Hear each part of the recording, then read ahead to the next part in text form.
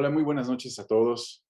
La verdad es que es un gran gusto poderlos ver nuevamente a distancia y darles la más cordial bienvenida a este evento que es nuestra Semana Nacional de Pop. ¿Me pasan la que sigue, por favor?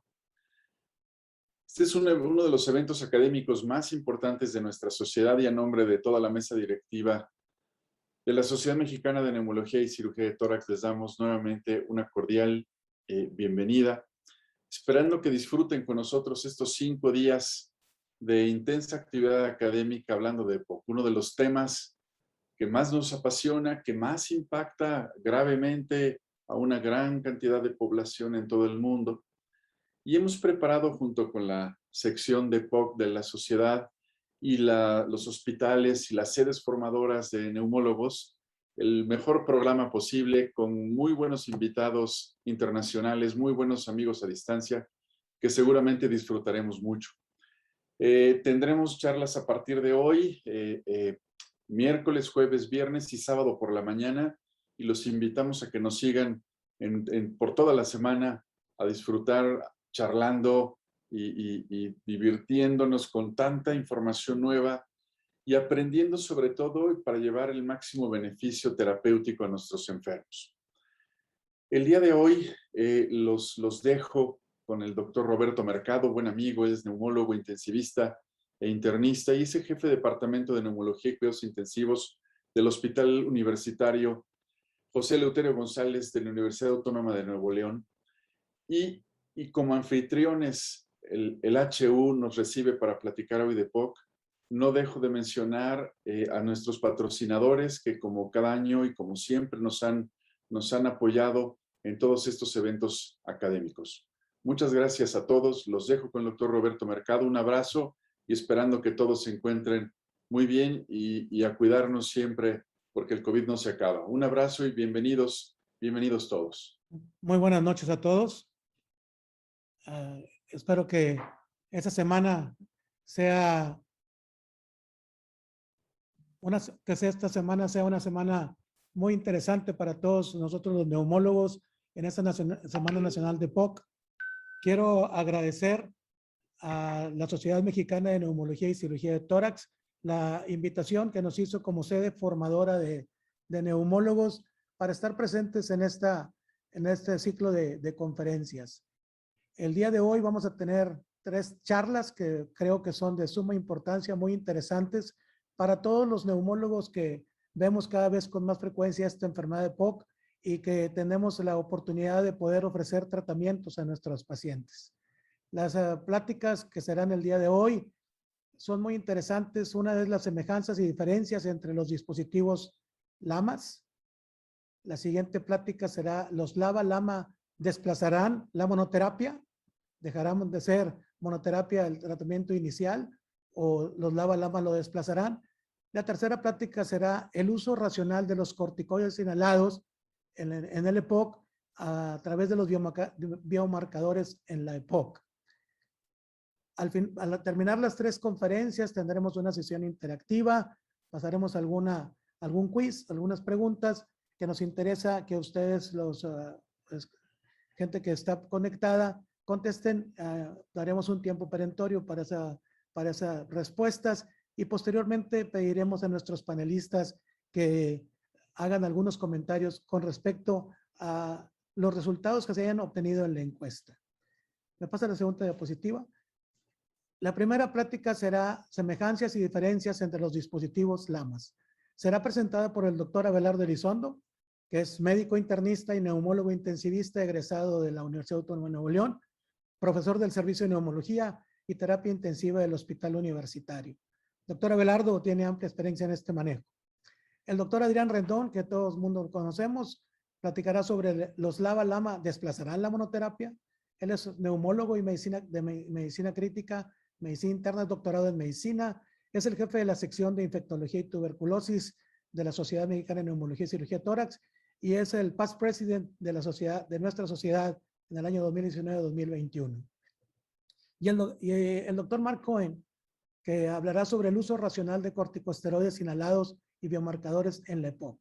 El doctor Cohen es un médico internista, neumólogo intensivista, actualmente es el presidente de la Asociación Latinoamericana de Tórax, el ALAT, presidente del Forum of International Respiratory Societies, el FIRS, y se dedica a la consulta privada en su centro médico de Guatemala.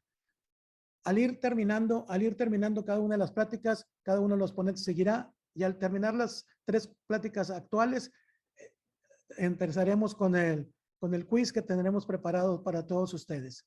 Los dejo con el doctor Abelardo Elizondo. Muy buenas tardes, noches a todos ustedes por estarnos acompañando. De antemano agradezco la invitación del doctor Jesús Vázquez, presidente de la Sociedad Mexicana de Neumología y Cirugía de Tórax. Agradezco también la presentación de mi jefe, de mi maestro, el doctor Roberto Mercado. Un gusto estar con todos ustedes y con mis colegas con los que compartiré esta charla. El doctor Adrián Rendón, Marco, bienvenidos y gracias por estar aquí. Vamos a hablar del primer tema, vamos a inaugurar este día de hoy, que es precisamente el Día Internacional contra el EPOC. El primer tema, que es semejanzas y diferencias entre los dispositivos LAMA. Todo mundo sabemos, sin duda alguna, que los broncodilatadores son la piedra angular del tratamiento en EPOC, tanto los beta-2 agonistas como los anticolinérgicos, y sabemos de antemano que no usar estos medicamentos es hacer mala medicina definitivamente. También sabemos que la mejor vía para utilizar estos broncodilatadores en el manejo de EPOC es la vía inhalada, porque nos confiere una serie de ventajas que consideramos muy importantes para el paciente.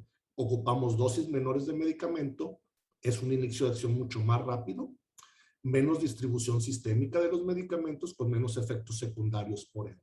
Entonces, el tener una vía inhalada nos permite, en cierta forma, manejar de una manera mucho más acuciosa y con mejor resultado el paciente con EPOC.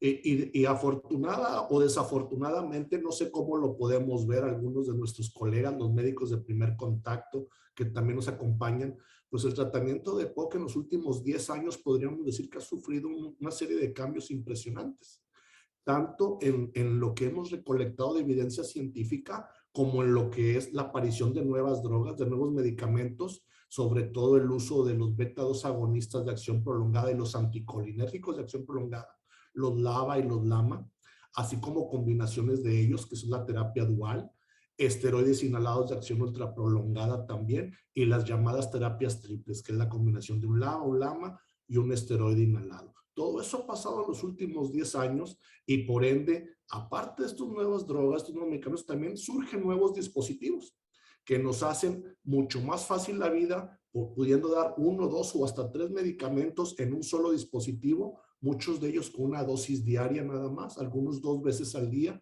también facilitando el apego y la adherencia de nuestros pacientes. Al final del día, todos estos cambios nos permiten en cierto sentido individualizar el tratamiento según las necesidades de cada uno de nuestros pacientes.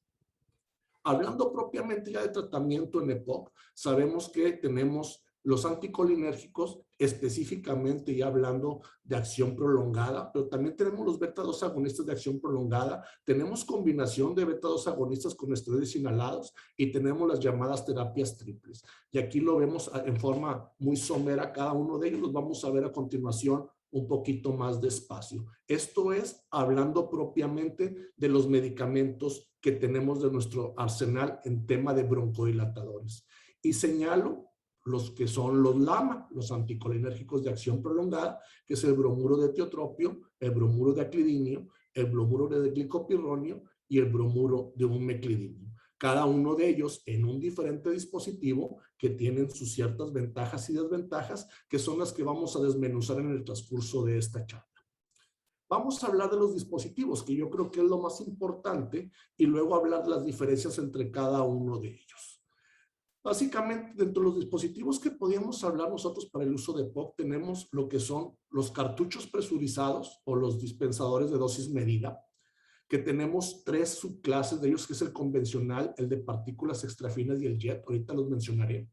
Y tenemos los dispositivos de vapor suave o de niebla, el Respimat es por mucho el que forma parte de este grupo. Los dispositivos de polvo seco, que yo creo que son los que más han evolucionado, y tenemos de polvo seco en unidosis, polvo seco en multidosis y con sistema de depósito.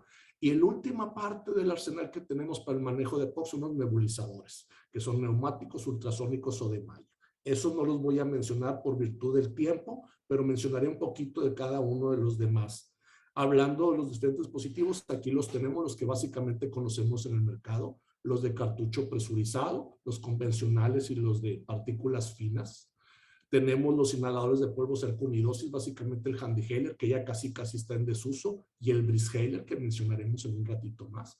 Los de polvo seco el multidosis, como el AccuHaler, el TurboHaler, el Genuer, el Ellipta, que son los dos que voy a mencionar, el Genuer y el Ellipta. Y el de vapor suave o el de niebla, que es el Respimat. Vuelvo a mencionarles aquí, ahora sí, hablando de cada uno de ellos, el de polvo suave, el de niebla que tenemos o vapor suave es el tiotropio en Respimat. El que tenemos de unidosis en Breezhaler es el glicopirronio. El que tenemos en multidosis con el sistema de Ellipta es el meclidinio. Y el que tenemos en el sistema Genuer es el aclidinio como anticolinérgicos. Son los que tenemos, los 4 que tenemos aquí en el mercado. Antes de hablar porque nosotros somos médicos y a veces agarramos el tema y queremos darlos muchas veces el tratamiento sin tomar mucho en cuenta a nuestros pacientes. Y yo creo que es importante en temas de dispositivos ver qué es lo que para el paciente es importante. Y el paciente evalúa ciertas cosas que a veces no le damos importancia, como es la eficacia del producto, la facilidad de usarlo, la conveniencia para él, si le es sencillo, si no le es sencillo, si le implica cierta dificultad. También, obviamente, los costos tienen mucho que ver, si requiere de mucho manejo en cuanto a limpieza de los aparatos. Todo eso son características del dispositivo que para el paciente son importantes y ahorita es momento de señalarlos y debemos de nosotros tomarlos en cuenta cuando tomamos la decisión de qué producto utilizar. Hablando de los cartuchos presurizados de dosis medida, los convencionales son los primeros que salieron al mercado, los conocemos, que viene el fármaco disuelto en gas. El gran problema de estos cartuchos presurizados convencionales es que gran cantidad se deposita en la orofaringe, muy poco llega al pulmón. Eso se compensa usando cámaras, usando el aerochamber y otras cámaras como el pulmón que conocemos. Aparecen después los de partículas extrafinas que ya no vienen en un gas, sino que vienen en una solución, la sustancia, la sal, y eso evita la necesidad de agitarlos antes de utilizarlos. Las partículas son más pequeñas, se depositan menos en faringe y penetran mejor hacia el pulmón, hacia las vías respiratorias bajas. Y el sistema JET, que lleva un espaciador tipo cámara incluido dentro de su dispositivo, que ahorita en nuestro medio nada más Budesonida es quien lo maneja en este sistema de JET. Los inhaladores de polvo seco, que son los que por mucho los últimos 10 años han traído muchos cambios. Tenemos, como les mencioné, el monodosis, donde se pone la cápsula para una sola inhalación. Los multidosis, que ya vienen con 30 o 60 dosis, dependiendo el producto. Y los de sistema de depósito también, que tenemos, que ya son muchas dosis en un solo dispositivo. Los voy a desmenuzar un poquito más cada uno de ellos. Y el inhalador de vapor suave, que esto básicamente el fármaco se disuelve en forma de una niebla fina sin necesidad de ningún propelente y la energía es proporcionada por un resorte que lo avienta como si fuera un pequeño humo, una partícula de aerosol muy fina que lo hace mucho menor que los dispositivos de dosis medida de presión, presurizados. Entonces lo hacen más sencillo de usar con ciertas características que voy a mencionar y también con sus desventajas inherentes. Hablando ya propiamente de los dispositivos LAMA, el tiotropio que viene en la presentación de Respimat de vapor suave, como lo mencioné, básicamente implica un poquito de complejidad el preparar el cartucho, el meterlo dentro del dispositivo, el poner después el plástico, el purgarlo y que el paciente entienda bien el concepto de girarlo, que se levante el botón, lo apachurre y que lo inhale en forma lenta pero larga para que pueda depositarse mejor cantidad dentro del pulmón. Esto lo hace a veces un poquito complejo para el paciente, sobre todo si el paciente tiene debilidad de manos, si tiene problemas articulares como artritis, lo hace un poquito complicado de utilizar, pero es bastante bueno, tiene muchas ventajas. El paciente tiene que exhalar todo el aire, tiene que prepararse para sincronizar un poquito el momento en que lo apachurra el dispositivo, lo oprime y toma la respiración profunda, la inhalación profunda para que pueda penetrar hacia el árbol traqueobronquial. Y es importante que sostenga también un poco la fase inspiratoria para que se pueda depositar adecuadamente el medicamento. Una gran ventaja que nos confiere este tipo de dispositivo, el de vapor suave, es que el depósito pulmonar es alto comparado con otros tipos de dispositivos. Aquí hay un comparativo entre Turbohaler. Necesita menos cantidad de flujo inspiratorio comparado con algunos otros y un depósito pulmonar alto. Entonces, a menor flujo, el proceso de inhalación es más lento, más suave y el depósito es un poquito mayor. El otro dispositivo que les comentaba de polvo seco monodosis es el Breezhaler, que es el glicopironio, la molécula en este dispositivo de polvo seco monodosis. No nada más el glicopironio, también apareció el indacaterol, que es un LABA, y la combinación de terapia dual, que es glicopironio-indacaterol, en este dispositivo. Es un dispositivo relativamente sencillo de usar. Se abre el dispositivo, se coloca una cápsula, se perfora con un sistema de alfileres que tiene ahí que funciona en la cápsula y el paciente inhala en forma activa el polvo con ciertas particularidades que tiene este dispositivo. Es bien importante que se acomode adecuadamente la cápsula en la cámara, que sepamos que se perforó adecuadamente también la cápsula para que el paciente pueda llevar a cabo el procedimiento. Aquí entra el juego la diferencia entre algunos dispositivos y otros, sobre todo con la resistencia al flujo de aire que existe entre unos dispositivos. Aquí les menciono el otro dispositivo monodosis, que lo menciono muy someramente, que es el HandiHaler, porque ya prácticamente se fue desplazando este tipo de aditamento por el de vapor suave, por el Respimat. Y si lo comparamos con el Breezhaler, el radio que tiene de flujo es mucho menor que el radio que tiene Breezhaler, 9.62 milímetros cuadrados sobre 40, porque tiene dos flujos, y eso hace que sea menos la cantidad de resistencia que hay. Al haber menos resistencia, el paciente obtiene un flujo mayor y la posibilidad de depósito es mucho más alta. Entonces, esto lo hace mucho más amigable para el paciente y con mayor posibilidad de que lo haga correctamente y deposite mayor cantidad de medicamento.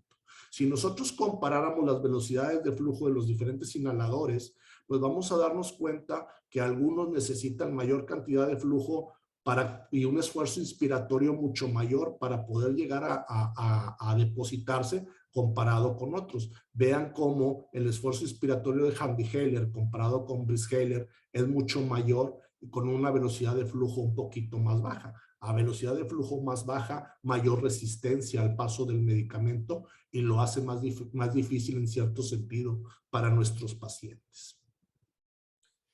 ¿Qué ventaja tiene el monodosis de Breezhaler? Que el paciente escucha al inhalarlo como un pequeño silbatito y eso quiere decir que lo está haciendo correctamente, que tiene un flujo adecuado inspiratorio para adecuar. Entonces, al escucharlo, eso es bueno, retroalimenta positivamente al paciente. Escuchar también es muy importante para el médico cuando está haciendo el paciente el esfuerzo, que el paciente siente el medicamento, el paso también, porque eso lo hace que el paciente, esa lactosa que tiene, la puedan sentir y ve al momento de terminar la inhalación que la cápsula, el polvito que había dentro de la cápsula desapareció por completo. Entonces eso refuerza aún más que el paciente pudo hacer el esfuerzo adecuado. El siguiente dispositivo que tenemos del AMA es el dispositivo de LITA, en el cual viene incluido el umeclidinio. Este es un polvo seco multidosis, no es un monodosis, vienen 30 dosis en el aparatito y esto también implica el uso de una inspiración profunda, sostenerlo para que el paciente pueda recibir adecuadamente el medicamento con este dispositivo, polvo seco multidosis. Y el otro polvo seco multidosis es el del sistema Genuer, que tiene el bromuro de aclidinio, que tiene algunas ventajas, como son el que tiene un indicador de color, donde el paciente cuando lo utiliza, primero está en color verde y si lo inhala correctamente cambia un color rojo. Bien, o sea, ahí el paciente confirma que lo hizo adecuadamente y el paciente se queda tranquilo de que llegó medicamento. ¿Qué es lo que pasa con estos multidosis que el paciente no ve que se está inhalando? Genera algo de desconfianza sin duda alguna. Entonces eso también lo debemos de considerar en algunos pacientes. El otro tema de Genuer es que es cada 12 horas, no es cada 24 horas como los 3 previos, como el Respimat, como el HandiHaler, como el BlitzHaler o el Lelita, que es cada 24 horas, este es cada 12 horas la posología. Ahora sí, ya hablando de cada uno de ellos, ¿cómo selecciono yo el dispositivo adecuado? Yo creo que hay que tomar en cuenta algunos factores. Muchas veces nosotros ponderamos la predilección del medicamento, o sea, la predilección que nosotros tengamos para determinado anticolinérgico, eso en base a nuestra experiencia clínica, en base a lo que hay de evidencia científica de las diferentes sales que hemos comentado, las diferentes moléculas. También la gravedad del paciente, si ocupa monoterapia, si ocupa terapia dual, que el doctor Adrián hablará de eso. El nivel de flujo inspiratorio que nuestro paciente tenga es muy importante en considerar. ¿Qué tanto de nuestro medicamento se va a depositar pulmonarmente y qué tanto se queda en la orofaringe? ¿Qué habilidades y destrezas tiene el paciente para utilizar adecuadamente el dispositivo? Y también algo que es muy importante, que lo pongo al último, pero no significa que sea lo menos importante, es la elección que el paciente también tenga. El paciente a lo mejor se va a acomodar con un dispositivo que a lo mejor no es la sal que tú quisieras utilizar, pero si el paciente se acomoda bien, lo hace perfectamente y le trae resultados clínicos adecuados, pues bienvenido, ¿no? Aquí les menciono lo de los flujos inspiratorios, los de polvo seco que lo pongo abajo, hay de baja resistencia arriba de 90 litros por minuto, resistencia intermedia 60-90 litros por minuto y los de alta resistencia que son de menos de 50 litros por minuto. Entre más resistencia, más esfuerzo requiere el paciente. En la tabla del lado derecho estamos viendo tanto los de polvo seco unidosis como los multidosis, cada uno de ellos y los de sistema de depósito, cada uno de ellos, qué flujos manejan para saber si es de baja, media o alta resistencia. Entre más alta resistencia, mayor esfuerzo requerirá el paciente para poder llevar a cabo el depósito adecuado dentro de las vías respiratorias bajas. Aquí tenemos, si nosotros analizáramos relación esfuerzo y flujo, Respimat es de los que mejor se depositan y menos esfuerzo implica para el paciente. El segundo sería el BlitzHaler, si consideramos estos factores, el esfuerzo respiratorio y el flujo de aire logrado. Discos, Genuer, Ellipta se parecen mucho igual que TurboHaler. Entonces, algo a considerar, flujos respiratorios, esfuerzos, pues tendríamos que considerar lo mejor como primeras opciones los que estamos viendo aquí en esta diapositiva.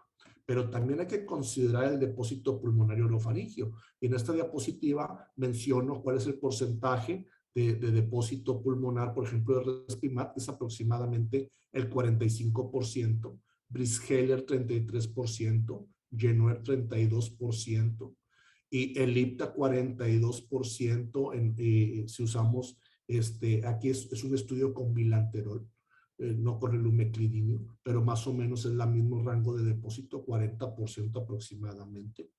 Entonces es algo que también tenemos que considerar. Yo creo que para fines prácticos los 4 anticolinérgicos que tenemos se depositan en cantidades muy similares dentro de los pulmones y eso es algo a considerar. Si nosotros vemos una relación entre tamaño de partículas, depósito pulmonar, depósito faríngeo, pues veremos que los de vapor suave, el Respimat, tiene un excelente depósito pulmonar con flujos requeridos bajos, y de los que más se quedan dentro de la faringe es el dispositivo Genuer, que son los que marqué aquí con color.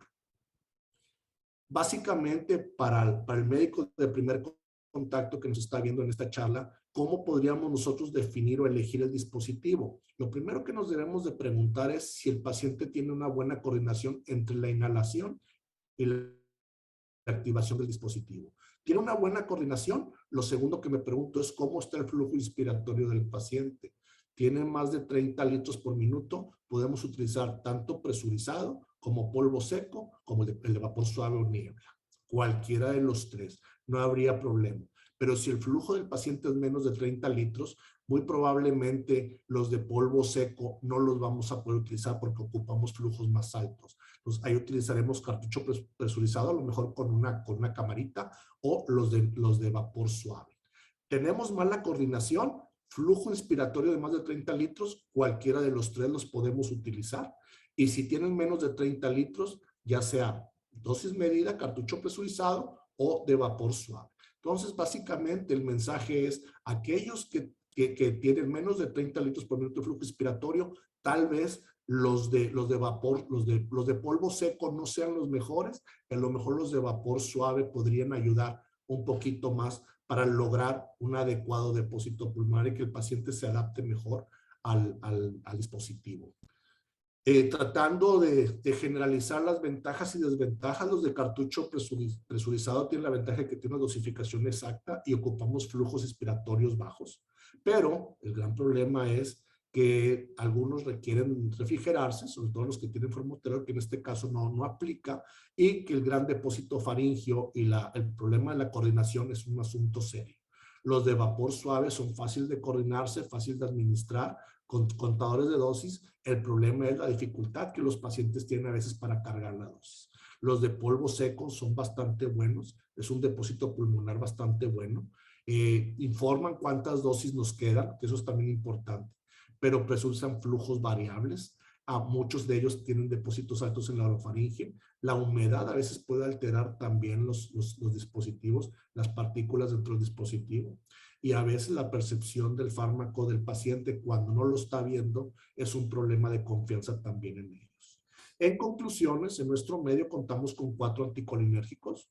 Tenemos tiotropio, glicopirronio, meclidinio y aclidinio, cada uno con diferentes dispositivos, excepto el tiotropio que tiene 2, que es el Handiheller, que es monodosis, polvo seco, y el de vapor suave. Su efecto terapéutico es muy similar y tal vez la elección de los medicamentos dependerá mucho de la preferencia del paciente, de la capacidad del flujo inspiratorio, de su depósito pulmonar orofaringio, de la posología que queramos nosotros utilizar y la capacidad para realizar la maniobra de activación del dispositivo en nuestros pacientes. Les agradezco mucho su tiempo. Espero que esta plática haya sido de interés para ustedes. Los dejo con el doctor Adrián Rendón para la siguiente plática y nos vemos más tarde para la sesión de preguntas y respuestas. Muchas gracias. Me da también mucho gusto, al igual que mis compañeros, poder estar con ustedes nuevamente en esta noche con el que iniciamos la Semana Nacional de POC. Y el tema que me toca tratar con ustedes es tratar de contestar la pregunta si los LABA/LAMA van a desplazar la monoterapia. Yo quisiera nada más recordar que desde 1984 tenemos ya el concepto de que la combinación de un anticolinérgico y un beta-agonista como broncodilatadores era mejor que cada uno de ellos de manera individual. Aquí en esta gráfica vemos se dio salbutamol primero, empieza a pasar el efecto broncodilatador, se agrega una atropina y se potencia. Y cuando se dan los dos juntos, desde el principio tenemos máxima broncodilatación. Y ese concepto como que se nos quedó ahí encerrado, guardado, para manejarlo posteriormente con los medicamentos de larga acción, porque esos ejemplos eran con broncodilatadores de acción corta. El concepto de uso de dos broncodilatadores, ¿dónde ha ido quedando en las recomendaciones de Gold? En las primeras que teníamos, que fue la primera década de Gold, venía aquí, como era en el segundo abordaje que podíamos hacer en pacientes con EPOC moderado, en que dábamos 1 o 2 broncodilatadores. Pero una recomendación como que hacía entre amigos, que si no jala con uno, pues ponle el segundo. En aquella época, básicamente, el único que teníamos disponible era tiotropio, y de los LABAs, pues no teníamos todavía mucha disponibilidad y los teníamos combinados con un esteroide. Entonces, realmente lo que hacemos era darles triple terapia. Cuando cambia, el primer cambio grande que tiene Gold en esta clasificación, los cuadritos ABC que seguimos usando hasta la fecha, la combinación de LABA/LAMA aparece en el B, en el C y en el D. Y por esas fechas más o menos se nos viene la luz de los medicamentos LABA/LAMA en un mismo dispositivo. Y tenemos las combinaciones de aclidino con formoterol, glicopirronio con indacaterol, tiotropio con oladaterol y umeclidinio con bilanterol. Y ustedes pueden ver aquí la gran cantidad de ensayos clínicos que aparecieron tratando de mostrar la eficacia de estas dos combinaciones en el mismo dispositivo. En Gold 2017, nuevamente tenemos un cambio grande en las recomendaciones, aunque sigan apareciendo los cuadritos. Empezamos con los términos de escalar y desescalar, y nuevamente en estos tres grupos seguían apareciendo los LABA/LAMA solos o combinados con el esteroide inhalado. Y en el único grupo en que aparecían como de primera elección era en el grupo D. ¿Qué nos dice Gold 2022? Que por cierto el 12 de noviembre salió el 2022, aunque todavía estamos en el 2021. Y las recomendaciones que trae en cuanto a LABA/LAMA son las mismas que nos dice desde 2019 en los flujos de seguimiento de tratamiento, que tenemos tratamiento inicial y tratamiento de seguimiento para los pacientes. En el tratamiento inicial, los lava-lama solo aparecen en el grupo D como un segundo paso de tratamiento. En el seguimiento tenemos estas 4 opciones que seguirían a cualquiera de las opciones que previamente había recibido el paciente y que no había mejorado. Entonces ahí es donde aparece. A final de cuentas tenemos recomendaciones de manejo de inicio, 7 opciones y solo una de ellas recomienda los lava-lama. Y en las recomendaciones de seguimiento que tenemos 3 opciones, hay 4 que recomiendan el uso de lava-lama. Vamos a tratar de contestar la pregunta. No voy a entrar a revisar con ustedes todos los ensayos clínicos que salieron durante este tiempo, en los últimos 5 años, del 2012 al 2017. Y lo que voy a usar es, afortunadamente, tenemos revisiones de la mayor parte de esos ensayos. Son estos 8 estudios que les voy a presentar brevemente los datos más importantes. La primera revisión que salió, las últimas 2 que tenemos de este año y las intermedias, las que encontré que eran buenas como para comentarlas durante esta noche. Haciendo una aclaración, en la mayor parte de estas revisiones lo que se hace es comparar lava-lama contra sus monocomponentes y en algunos de los estudios, sobre todo los primeros, contra placebo, que es una parte que voy a dejar fuera por razones obvias. Y cuando no se hacía contra los monocomponentes de cada una de las combinaciones, de las presentaciones, se usaba la combinación con tetiotropio, que en aquel entonces pues era el LAMA que primero salió y era el que seguíamos usando como referencia para comparar nuevos medicamentos. Este primer metaanálisis, la manera como hicieron el estudio y trataron de compararlos es viendo en los diferentes estudios y comparaciones cuál tenía la probabilidad de ser el mejor. Y la probabilidad la manejaron en porcentajes, es decir, que si alguien tenía el mayor porcentaje, que era 100%, pues ese era el que consideraban que era mejor en base al análisis de todos los factores que tenía el estudio. Y aquí podemos ver en cuanto a función pulmonar, hay a 3, a 6 y a 12 meses, pues los lava-lama comparados contra sus monocomponentes, les ganaron en todas casi sin dejar opción para que participaran, se llevaron prácticamente el 100%. En calidad de vida, 3 y a 6 meses, volvió a pasar lo mismo, el 100% considerado como la más alta probabilidad de que fuera el mejor. En cuanto a disnea, básicamente lo mismo. O sea que en función pulmonar, calidad de vida y disnea, el lava-lama tuvo la mayor probabilidad de ser el mejor medicamento, la mejor opción terapéutica para estos pacientes en estos ensayos clínicos previos al 2016. En cuanto a exacerbaciones, volvemos a tener la misma situación, pero solo para exacerbaciones moderadas a severas. Para exacerbaciones únicamente severas, ahí no fue considerada la mejor opción el lava-lama, solo el 50%. En este mismo estudio, lo que quiero llamar la atención con ustedes, estoy dejando fuera del rectángulo rojo al placebo y hacer la comparación de cómo funcionaba el lava-lama contra los monocomponentes, estos en función pulmonar. Entre más alejado esté la marca del punto cero, significa que era mayor la diferencia que había con el lava-lama. Y como podemos ver, contra el lava tenía una mejor capacidad de ganancia de F1, el lava-lama, que contra los lamas. Es decir, con cualquiera de los dos tenía mejoría, pero era mucho mejor todavía que el lava solo. En cuanto a calidad de vida, aquí lo que podemos ver es que a los 3 meses sí había diferencia a favor del lava-lama, pero que a los 6 meses ya no había esa diferencia, como que se perdía. En cuanto a disnea, podemos ver que el lava-lama, comparado contra sus monocomponentes, el efecto estaba a favor de la combinación. En cuanto a exacerbaciones, volvemos a ver la misma situación. Dependiendo qué tipo de exacerbaciones, pudiéramos ver que estaba a favor la combinación de lava-lama, sobre todo contra los lava, no tanto contra los lama, y sobre todo contra exacerbaciones moderadas a severas, pero no así con exacerbaciones severas. ¿Qué hay con respecto a la toxicidad? Que era otra de las cosas que nos preocupaba. Íbamos a agregarle a un lama a un lava o viceversa. Pues aquí lo estamos viendo en mortalidad. Como ven, todos los valores pasan el punto 1. Por lo tanto, pues no hay diferencia en mortalidad. Si lo vamos a efectos adversos, volvemos a ver que todos sobrepasan el punto 1. Por lo tanto, tampoco hay diferencia. Es decir, que el juntar los dos medicamentos no incrementaba la toxicidad. Y esa es la conclusión de este metaanálisis.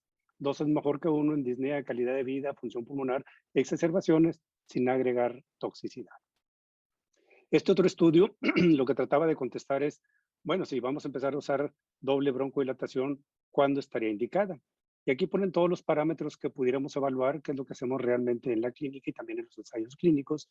Y lo que marqué aquí en rojo, en estos rectángulos rojos, pues básicamente es la presencia de síntomas, disnea sobre todo, en los pacientes con las diferentes formas que tenemos para evaluarlas. ya sea clínicamente o dentro de un ensayo clínico. Aquí lo importante a considerar es que lo que no marqué, que es esto, es hospitalizaciones, exacerbaciones, pérdida de función pulmonar. Si esa es la indicación para empezar a usar una doble broncodilatación, o sea, ¿me tengo yo que esperar a que pase esto para empezar a usarlos? Esa es la interrogante que probablemente todos nos hacemos. O tengo que actuar antes para que no me pasen estas situaciones, que algunas de ellas son irreversibles, inclusive algunas de ellas pueden llevar a la muerte. Y es lo que nos dicen los autores en sus análisis, que necesitamos una información de guías claras que nos permitan decidir cuándo vamos a empezar la broncodilatación, que probablemente el tratamiento, empezar con uno y luego sumar dos si la cosa no va bien, no sea el mejor abordaje, sobre todo cuando lo que queremos prevenir es exacerbaciones. O dicho de otra manera, o sea, me tengo que esperar a que un paciente tenga una exacerbación para decidirle darle la mejor terapia para prevenirlas. En esta otra revisión, aquí lo que se enfoca básicamente es a función pulmonar. Voy a poner aquí solo de 3 de las 4 presentaciones que tenemos de terapia doble broncodilatador.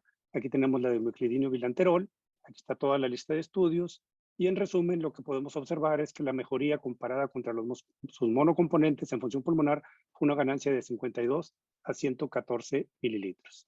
Esto es para tiotropio y oladaterol. La ganancia fue de 29 a 82 mililitros, y este es con indacaterol y glicopirronio, la ganancia varió de 70 a 100 mililitros. Hay que tomar en cuenta que no todos los estudios tienen los mismos criterios de inclusión, por eso hay que tomar con precaución cuál fue la ganancia, pero en términos generales andamos viendo que anda alrededor de 100 mililitros con respecto a la terapia doble con respecto a la monoterapia. En este estudio en particular lo saco a colación porque en la comparación que se hace aquí se incluyen pacientes que estaban recibiendo monoterapia en el sentido que estaban recibiendo un broncodilatador, solo un broncodilatador, pero lo estaban recibiendo asociado a esteroide inhalado. Pero aún así, 2 broncodilatadores fueron mejor que un solo broncodilatador, aunque estuviera asociado al esteroide inhalado, y la ganancia varió de 62 a 103 mililitros. Y este en particular se hizo con la combinación de glicopirronio e indacaterol. Las conclusiones de este estudio es que la doble broncodilatación es un tratamiento que genera máxima broncodilatación comparado contra sus monocomponentes, y que esta terapia doble broncodilatadora puede ser un tratamiento óptimo tanto para prevenir obstrucciones en muchos de los pacientes que padecen EPOC y no solo en los pacientes que tienen mala función pulmonar. Este estudio es muy interesante porque la manera como lo hicieron es un estudio retrospectivo de un análisis de una base de datos en la que fueron a ver las prescripciones que recibían los pacientes que estaban registradas. Es una base de datos de una compañía aseguradora. Entonces ellos veían el tratamiento de los pacientes que eran navies, que no habían recibido tratamiento, qué les dieron como primer tratamiento, y luego ahí separaron en 2 grupos, los que habían recibido monoterapia contra los que habían recibido terapia doble, y lo siguieron por un año. Casi 1,300 pacientes. ¿Y qué fue lo que observaron ellos? Que los pacientes que iniciaron desde el principio con doble terapia, con doble broncodilatador, en el seguimiento de un año tuvieron menos exacerbaciones severas que los que iniciaron con LABA o con LAMA, tuvieron menos costo en la atención médica, menos cambio en el tratamiento, es decir, no tuvieron que cambiar a tratamientos diferentes, y tampoco tuvieron que agregar un tercer medicamento, es decir, irse a triple terapia. Este es un estudio en que combina ensayos clínicos con estudios de vida real. También es un análisis retrospectivo, es una revisión donde nuevamente se compara LABA-LAMA contra los monocomponentes, y la conclusión del estudio es que hubo mejor función pulmonar con LABA-LAMA, hubo menos disnea, mejor calidad de vida y muy buena tolerancia a la combinación. En todos estos estudios ya se están incluyendo dispositivos que traían los 2 componentes en el mismo dispositivo. Otro estudio por el estilo, parece repetitiva la información, pero lo que va pasando en estos estudios es que se van sumando los nuevos estudios que van saliendo. Y lo importante a considerar es que es consistente la misma información que tenemos, aunque los estudios vayan avanzando en los años. Vamos viendo aquí, ya vamos en el 2020, que la información sigue siendo básicamente la misma. La terapia dual es mejor que la monoterapia en cuanto a función pulmonar. En calidad de vida no vemos todavía una gran diferencia, y en toxicidad no se incrementa la toxicidad. Lo importante de este estudio es que ellos analizan que lo que están viendo en cuanto a función pulmonar, que si hay mejoría, probablemente no se refleja mucho en la calidad de vida por la duración de los estudios. y que ellos consideran que si se hiciera un análisis a largo plazo, seguramente si pudiéramos ver algún efecto tanto en calidad de vida y no solo en función pulmonar, en medicamentos que combinados son bastante seguros. Este estudio también es muy interesante, el diseño como lo hicieron los autores, porque la manera como separaron los grupos fue diferente a lo que hemos visto. Ellos también nuevamente fue un análisis de una base de datos bastante grande, en lo que trataron de agrupar a los pacientes en base a la función pulmonar y agruparon a los que tenían menos de 50% de BEF1 contra los que tenían más de 50%. Y esta clasificación la hicieron en base a lo que hacía Gold hasta el 2006 y agrupaban a los pacientes de más de 50 como 1, 2 y menos de 50 como 3 y 4. ¿Qué fue lo que ellos encontraron? Aquí vemos, son casi 15,000 pacientes los que estuvieron revisando, el grupo con menos de 50% y el más de 50% de función pulmonar. Un grupo bastante grande el que analizar. Aquí tenemos un comparativo. Del lado izquierdo tenemos los grupos 3 y 4 y del lado derecho los grupos 1 y 2. Los grises claros es la comparación de doble contra LABA y el gris oscuro es doble contra LAMA. Vamos primero al grupo de 3-4, los que tienen menos de 50% de función pulmonar en ganancia de BEF1.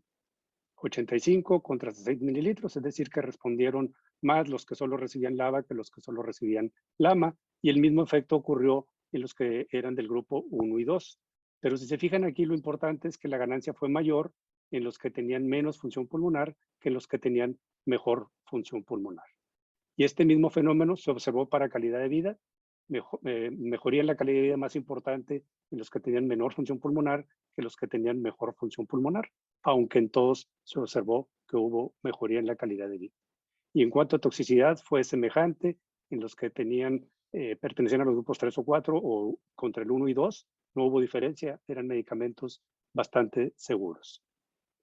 La conclusión de este estudio es que la doble broncodilatación fue mejor en función pulmonar, calidad de vida, retardar exacerbaciones, pero el efecto fue mayor en los pacientes que tenían menos de 50% de función pulmonar. Pero hay que recordar que en la actualidad la función pulmonar ya no se utiliza para clasificar a estos pacientes y que hay muchos en este análisis que originalmente eran 3 o 4 que ahora cayeron a los grupos 1 o 2, que son pacientes que no son exacerbadores, pero tienen una baja función pulmonar. Y la pregunta es que si esos pacientes, según este análisis, mejoraban los que tenían peor función pulmonar, si estando en los grupos 1 y 2 ahora también serían candidatos a beneficiarse con doble broncodilatación.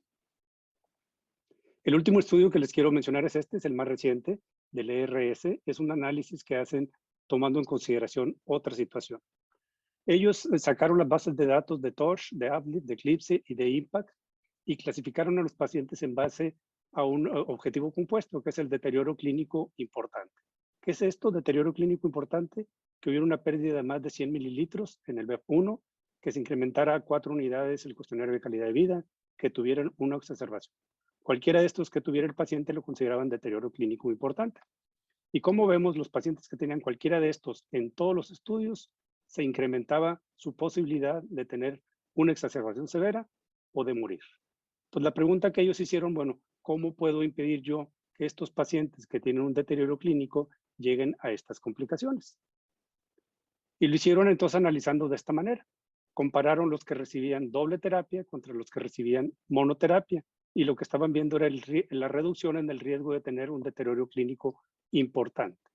Y aquí en este estudio, en esta barra compararon el estudio de meclidino bilanterol con tetiotropio y la doble terapia disminuyó en 34% el riesgo de deterioro clínico.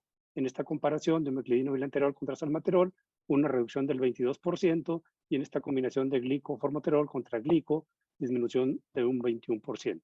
Es decir, que la intervención pudiéramos disminuir el riesgo de tener un deterioro clínico importante. Y lo que ellos sacan en sus conclusiones es que el inicio temprano de broncodilatador es una alternativa potencial a las recomendaciones actuales de GOL1 de empezar con monoterapia. La pregunta original con la que empezamos es esto. ¿Yo qué opino de todo esto? Pues tenemos muchas opciones de cómo decidir tratar a nuestros pacientes.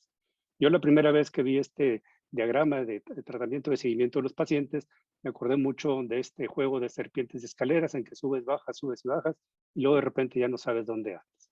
A final de cuentas, en el menú de lo que escogemos para darle a nuestros pacientes con EPOC, tenemos 4 opciones. Monoterapia, un solo broncodilatador, un LABA, un LAMA. Terapia doble, 2 broncodilatadores. Terapia combinada es un broncodilatador más un esteroide inhalado, LABA más esteroide inhalado, o la terapia triple, que es doble terapia más el esteroide inhalado. Ya habíamos mencionado el primer estudio metaanálisis. Los resultados de ese primero es validado por todo lo demás que les he presentado, que 2 es mejor que 1 en disnea, calidad de vida, infusión pulmonar, exacerbaciones, y que no incrementamos la toxicidad. Y si nos vamos al principio de que damos broncodilatadores porque esa es la piedra angular del tratamiento, pues yo creo que todos los pacientes deberían recibir el beneficio de máxima broncodilatación. Y con el menú que tenemos, que les acabo de mencionar de estas 4 opciones, ¿cuáles serían las opciones que le darían máxima broncodilatación a los pacientes? Pues estas 2, la terapia doble, sola o combinada con el esteroide inhalado. ¿Y podemos prevenir exacerbaciones con el LABA-LAMA? Bueno, estamos acostumbrados a prevenir exacerbaciones en el paciente que ya exacerba, los de acá arriba, los C y los D. Pero fíjense, un dato interesante del estudio FLAME, que originalmente fue diseñado en base a que arriba estaban los que tenían menos de 50% de función pulmonar, pues la mayoría de los pacientes caían aquí. Esto fue en el 2016. Cuando se hizo el cambio el año siguiente de que los que no tenían que la función pulmonar ya no servía para llegar acá, pues esos bajaron a ser del grupo B. Entonces, las conclusiones del estudio, que son que LABA-LAMA es mejor que LABA más un esteroide inhalado, es decir, que doble broncodilatador es mejor que un solo broncodilatador, o que vaya con esteroide inhalado para prevenir exacerbaciones, aplica muy bien, pero aplica acá, en el grupo B, en pacientes que tienen mala función pulmonar, menos del 50%, que no son exacerbadores. Entonces, podemos prevenir exacerbaciones desde aquí y no tenemos que esperarnos a que los pacientes sean ya exacerbadores. Si nos vamos a las recomendaciones siguiendo ese principio, en base a lo que tenemos aquí, si quitamos todos los lados, todas las opciones donde hay monoterapia, pues quedaríamos entonces con LABA-LAMA aquí, LABA-LAMA acá, y ya estaba el LABA-LABA en este lado. Si nos vamos a la de seguimiento, quitamos donde hay solo monoterapia, pues nos quedaríamos con LABA-LAMA solo o LABA-LAMA más esteroide inhalado. Como que simplificaríamos qué decisiones tomar en la mayor parte de los pacientes que vemos, principalmente nosotros los neumólogos. Daríamos máxima broncodilatación con LABA más LAMA y también estaríamos previniendo exacerbaciones. ¿Cuál LABA-LAMA? ¿Son todos iguales? Pues desafortunadamente la información que tenemos comparándolos entre ellos creo que no es suficiente para decidir que uno sea mejor que el otro. A lo mejor en ciertos pacientes en particular pudiéramos decidirnos por uno o por el otro. Cada compañía nos va a decir que el suyo es mejor. Lo que hay que tomar en cuenta son las características de los pacientes para ver qué medicamentos que salen les vamos a dar. ¿Y qué hay con respecto a los dispositivos que ya se han probado ampliamente? Lo que yo quiero hacer aquí es llamar la atención en cuando la doble terapia puede ser mejor en cuanto al dispositivo contra la monoterapia, no comparando las dobles terapias entre esos dispositivos. Pues los monocomponentes de la doble terapia, algunos de ellos no los conseguimos o no existen, o usan el mismo dispositivo y algunos usan uno que es peor. Y en cuanto a costo, la diferencia es mínima si usamos doble broncodilatador que un solo broncodilatador con el mismo dispositivo, que fue una de las cosas que se arguyó mucho al principio de esto, de que se iba a ser muy cara la terapia de los pacientes. O sea, ahorita prácticamente cuesta lo mismo darles doble que uno si usamos el mismo dispositivo. Este estudio es un estudio muy interesante que quisiera usarlo como ejemplo para llevar a la práctica epidemiológica qué pasaría si les damos LABA-LAMA a la mayor parte de nuestros pacientes. Es un estudio que hicieron en España, aquí lo tienen en forma de pastel, yo lo grafiqué de acuerdo a los grupos. Aquí vemos que en ellos predominaron el grupo A, 10% el grupo C, y más o menos la mitad de todos los pacientes estarían entre los grupos B y D. Si le ponemos aquí LABA-LAMA a todos estos, pues más o menos quedaría de esta manera. Estos serían LABA-LAMA, LABA-LAMA, estos también LABA-LAMA, más menos el esteroide inhalado. Y la duda que nos seguiría quedando es acá, porque pues, la mayor parte de los estudios no han incluido a este tipo de pacientes, y hoy que recomendaciones, pues son recomendaciones de experto de consenso, no propiamente basadas en ensayo clínico. Pero afortunadamente, este estudio que ustedes ven aquí, recientemente publicado, esta es la lista de los gurús de la neumología del EPOC actualmente. Están proponiendo que empecemos a hacer este tipo de estudios en pacientes que les llaman EPOC joven, edad entre 20 y 50 años, o el pre-EPOC, en personas que tienen factor de riesgo y síntomas o hallazgos radiográficos de EPOC, pero que todavía tienen una espirometría normal. Entonces, esos probablemente nos van a dar la respuesta a cuál sería la mejor opción en los pacientes del grupo A, que en la actualidad, al menos yo en lo particular, diagnosticamos de casualidad. Son el gran número de pacientes que están sin diagnóstico por ahí. Y pues no debemos olvidar que si bien hay abundante evidencia de que 2 es mejor que en 1 sin agregar toxicidad, a pesar de eso, nuestros pacientes siguen obstruidos. Les damos una ganancia que es 100 mililitros de 1, pero siguen obstruidos. Con disnea les mejoramos algunos puntos de la disnea o les subimos, depende de la escala que usemos, pero siguen disneicos. Calidad de vida se las mejoramos, pero no se las normalizamos. Exacerbaciones, disminuimos el riesgo, pero no se las quitamos. Y el riesgo de muerte sigue estando ahí presente. Pues cuando nos enfrentamos a EPOC es un enemigo muy poderoso, que a lo mejor uno de nuestros amigos fuertes nos puede ayudar a controlarlo, pero no va a poder ni con la ayuda de un segundo, ni con la ayuda de un tercero. Mientras no tengamos un Superman que podamos usar contra EPOC, pues vamos a tener que seguir usando lo que tenemos disponible de la mejor manera. Máxima broncodilatación, combinando 2 broncodilatadores, LABA más LAMA. Esto nos va a dar también prevención de exacerbaciones y no vamos a incrementar ni el costo ni la toxicidad. Y finalmente, para contestar la pregunta, ¿los LABA-LAMA desplazarán a la monoterapia? ¿Yo qué opino? Yo opino que deberían y creo que nos hemos tardado. Les agradezco mucho la atención y en la sesión de preguntas y respuestas pudiéramos discutir esto más ampliamente. En este momento le cedo la palabra a mi amigo, el doctor Mark Cohen, a quien le agradezco haya aceptado la invitación de acompañarnos esta noche. Mark, adelante, por favor. Bueno, muy buenas noches a todos. De veras, muchísimas gracias a la Sociedad Mexicana. Gracias, Jesús, por la invitación y gracias a todos por estar hoy en su casa tomando tiempo en esta semana de EPOC, que es tan importante para muchos de nosotros. A mí me toca hablar de algo un poquitito más complicado. Creo que lo que ha tocado ya el doctor Rendón, hablando de los doble broncodilatadores, definitivamente va ahí. Pero ¿dónde entran los esteroides inhalados y su uso racional y cómo vamos a manejar los biomarcadores para saber con quién vamos a estar dándole o no esteroide inhalado? Como hemos visto, la medicina personalizada para EPOC ha ido cambiando. Antes hablábamos de GOLD 1, 2, 3 y 4, guiado por la función pulmonar. Luego hicimos el cuadrito de A, B, C y D y comenzamos a hacer los fenotipos clínicos. Pero estamos ya entrando al manejo en el futuro, donde los endotipos, guiados por biomarcadores y por su actividad en la enfermedad, nos van a dividir a esos pacientes y los vamos a tratar en una forma mucho más personalizada por rasgos tratables. Sabemos que los esteroides inhalados se han usado en EPOC, pero nuevamente, lo primero que tenemos que hacer es asegurar que tenemos el diagnóstico de EPOC, porque muchos de nuestros pacientes están diagnosticados sin espirometría como EPOC y usualmente son asmáticos o tienen otra enfermedad. Así que lo primero que tenemos que hacer para el uso racional de esteroide en EPOC es tener un diagnóstico confirmado. ¿Por qué? Porque sabemos que el tratamiento que le vamos a ofrecer nos puede dar beneficios, pero también le puede colocar al paciente en muchos riesgos. Y vemos que esta balanza, aquí ya hablamos de la combinación de LABA y LAMA por el doctor Rendón, pero a mí me toca hablar dónde entran los esteroides inhalados, ya sea combinado con LABA o en la combinación con doble broncodilatación. ¿Qué nos dicen las guías? GOLD 2021 y 2022 ya no ha cambiado y solo vemos que el esteroide inhalado es aquel paciente que tiene mucha eosinofilia, más de 300, o tiene una historia ya sea actual de asma.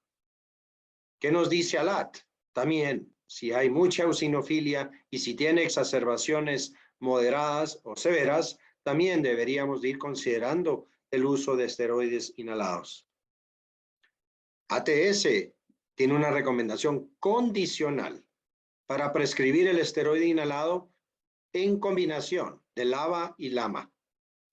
No recomiendan la combinación con solo LABA en ninguno de los momentos excepto en asma. Y debemos descontinuar el uso del esteroide inhalado en aquellos pacientes que ya están con triple terapia, pero que nunca se exacerban.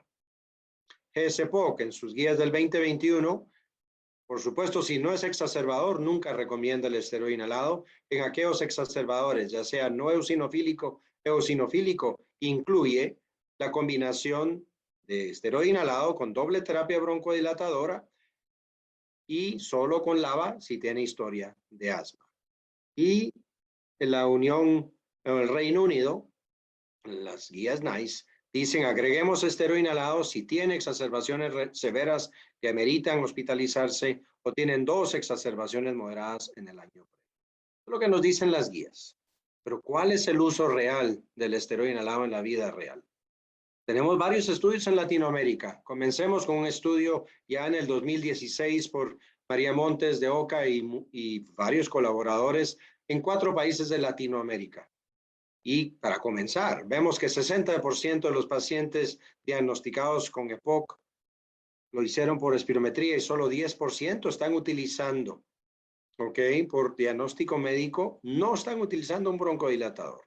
Pero nos toca hablar de esteroides inhalados. Y vemos que a pesar de que 71% de ellos no son exacerbadores y vemos también que se hospitaliza solo un 10%, vemos que solo en aquellos pacientes con diagnóstico médico o espirométrico, el uso del esteroide inhalado junto con un LABA está usándose en un 13 o un 21%. Eso es atención primaria.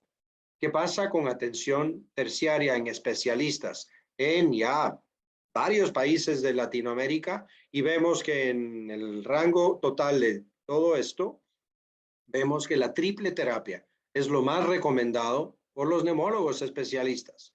Y en México, donde están ustedes, vemos que la triple terapia es lo que más se usa.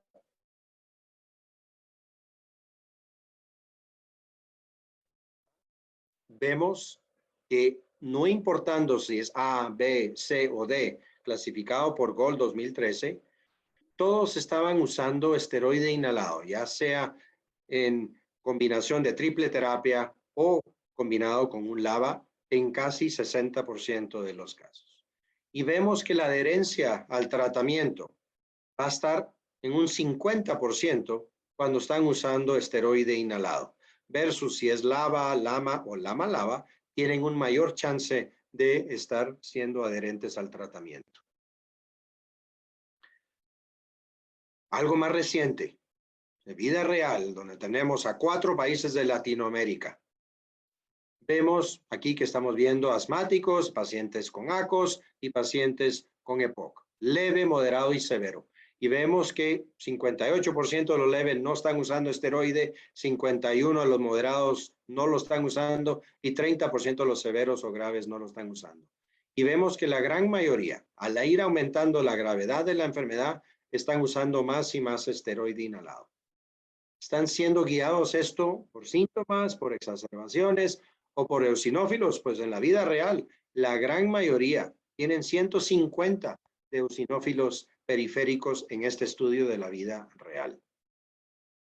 Entonces, ¿qué biomarcadores puedo usar yo para decir cuál esteroide inhalado le voy a dar y cuándo lo voy a iniciar?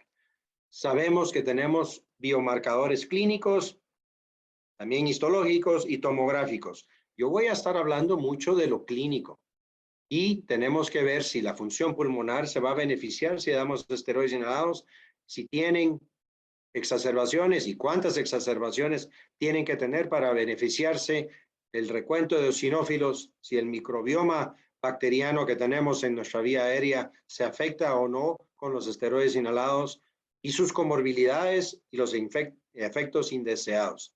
Y no podemos dejar de olvidar la preferencia del paciente si le vamos a ofrecer o no el uso de esteroide inhalado. Hablemos de la función pulmonar y calidad de vida. La función pulmonar con la adición del esteroide inhalado no es beneficioso, ni con pocos o con muchos eosinófilos, excepto contra placebo, pero no vamos a tratar a un paciente con EPOC con placebo hoy en día. Y para la vida o calidad de vida, vemos que aún en placebo no hubo diferencia en agregarle el esteroide inhalado versus cuando lo comparamos con LABA-LAMA.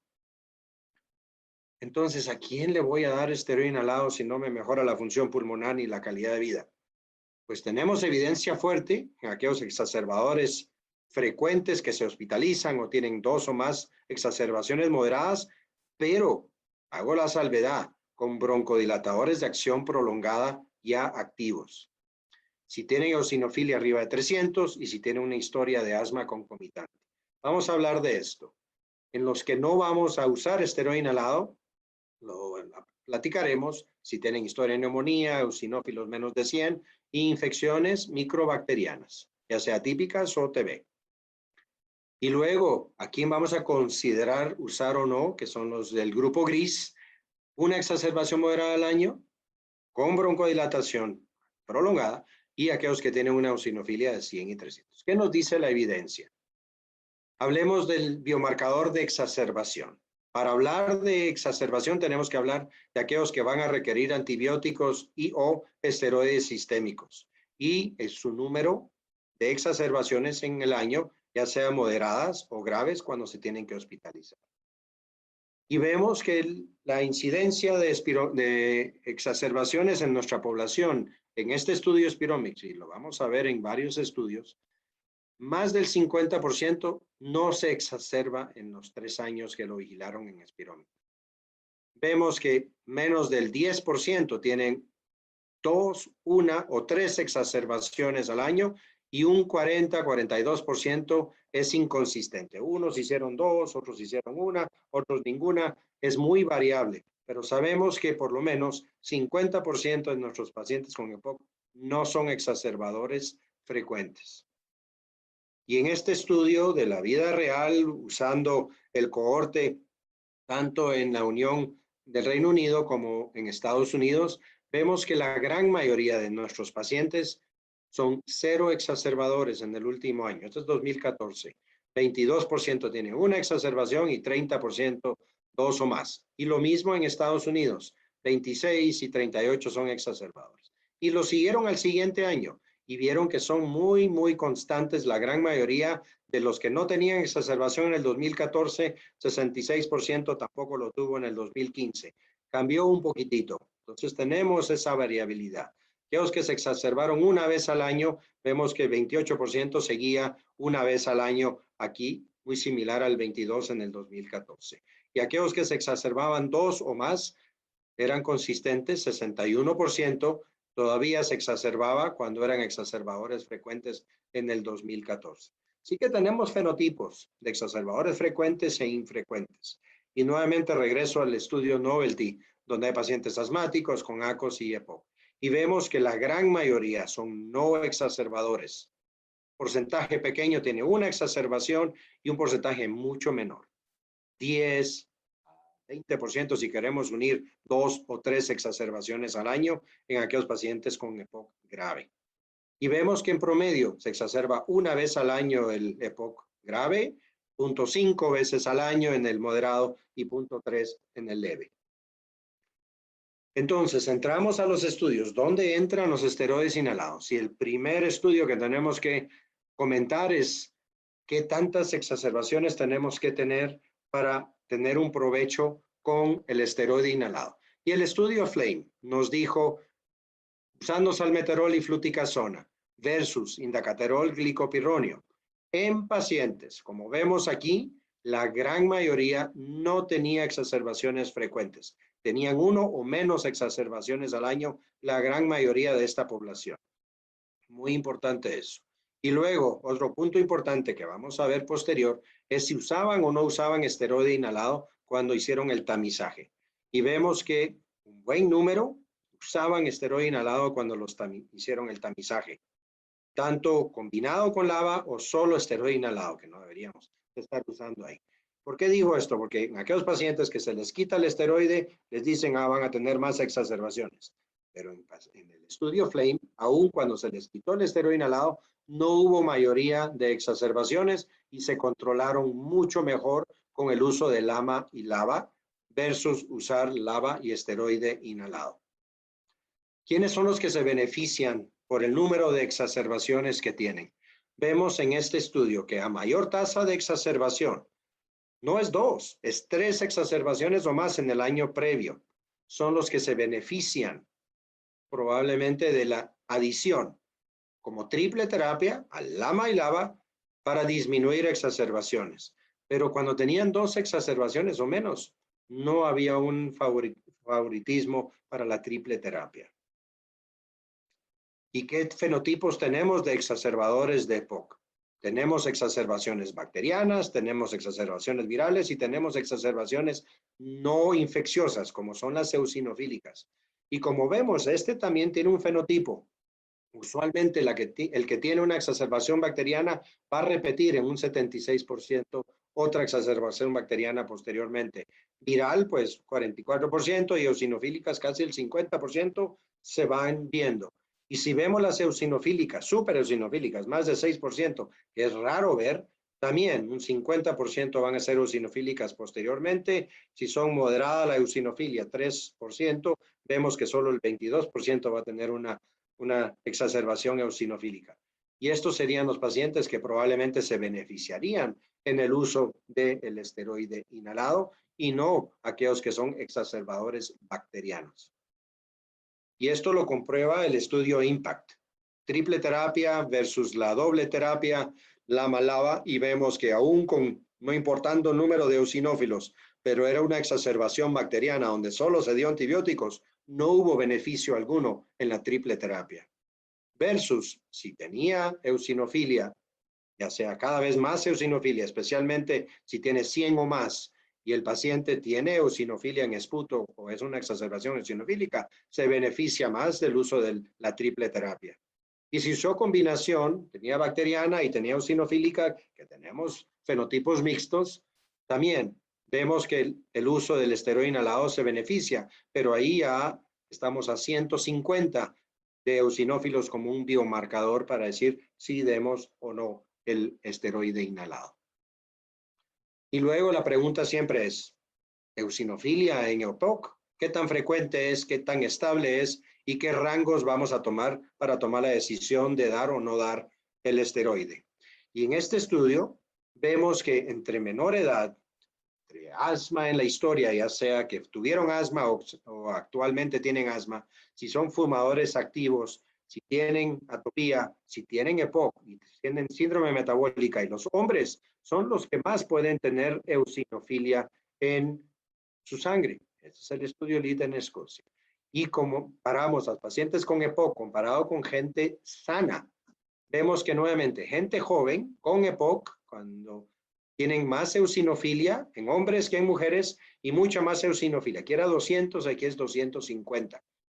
Pero una vez llegan a los 18 años, vemos que hay una estabilidad, tanto en hombres como en mujeres, en el recuento de eosinófilos. ¿Y cuál es la vida real cuando monitorizamos? Porque esto ha llevado un boom a medir eosinófilos y ver los hemogramas en nuestra población. En España, con más de 57,000 pacientes global y aquellos que no usaron esteroide en ningún momento, vemos que la gran mayoría son pacientes que tienen menos de 300 eosinófilos y una minoría, 28% aquí en el grupo sin esteroide y en global, aquí 27% tenían arriba de 300. En el estudio Novelty vemos que los pacientes con EPOC no pasan de 150. Vemos en el estudio nuevamente de la base de datos en Inglaterra y en Estados Unidos, la gran mayoría no tiene una eosinofilia marcada. Y si tienen 2 o más exacerbaciones, vemos que el porcentaje de eosinófilos en estos pacientes exacerbadores frecuentes es bien baja. 10%, 5% para 300 o 400 eosinófilos. Pero ¿qué está pasando en la realidad? Vemos en este estudio en el Reino Unido, sin exacerbaciones, con una exacerbación y más de 2 exacerbaciones, y vemos 100, de 100 a 300 y más de 300 eosinófilos, la gran mayoría está con esteroides inhalados. Y vemos que no tiene indicación por el biomarcador que hablamos. En exacerbador frecuente, probablemente se beneficia, pero el infrecuente de 1 o menos no se beneficia, pero la gran mayoría lo está usando y no debería. Y si vemos diferentes poblaciones, asmáticos severos, EPOC, de aquellos pacientes controles, vemos que aún en pacientes con asmáticos severos, el recuento de eosinófilos es 240 en promedio. Por supuesto, llegan a 3,000. En asma hasta 320, pero el promedio es 215. En EPOC oscila en 196 y en gente sana es 163. No hay mucha diferencia.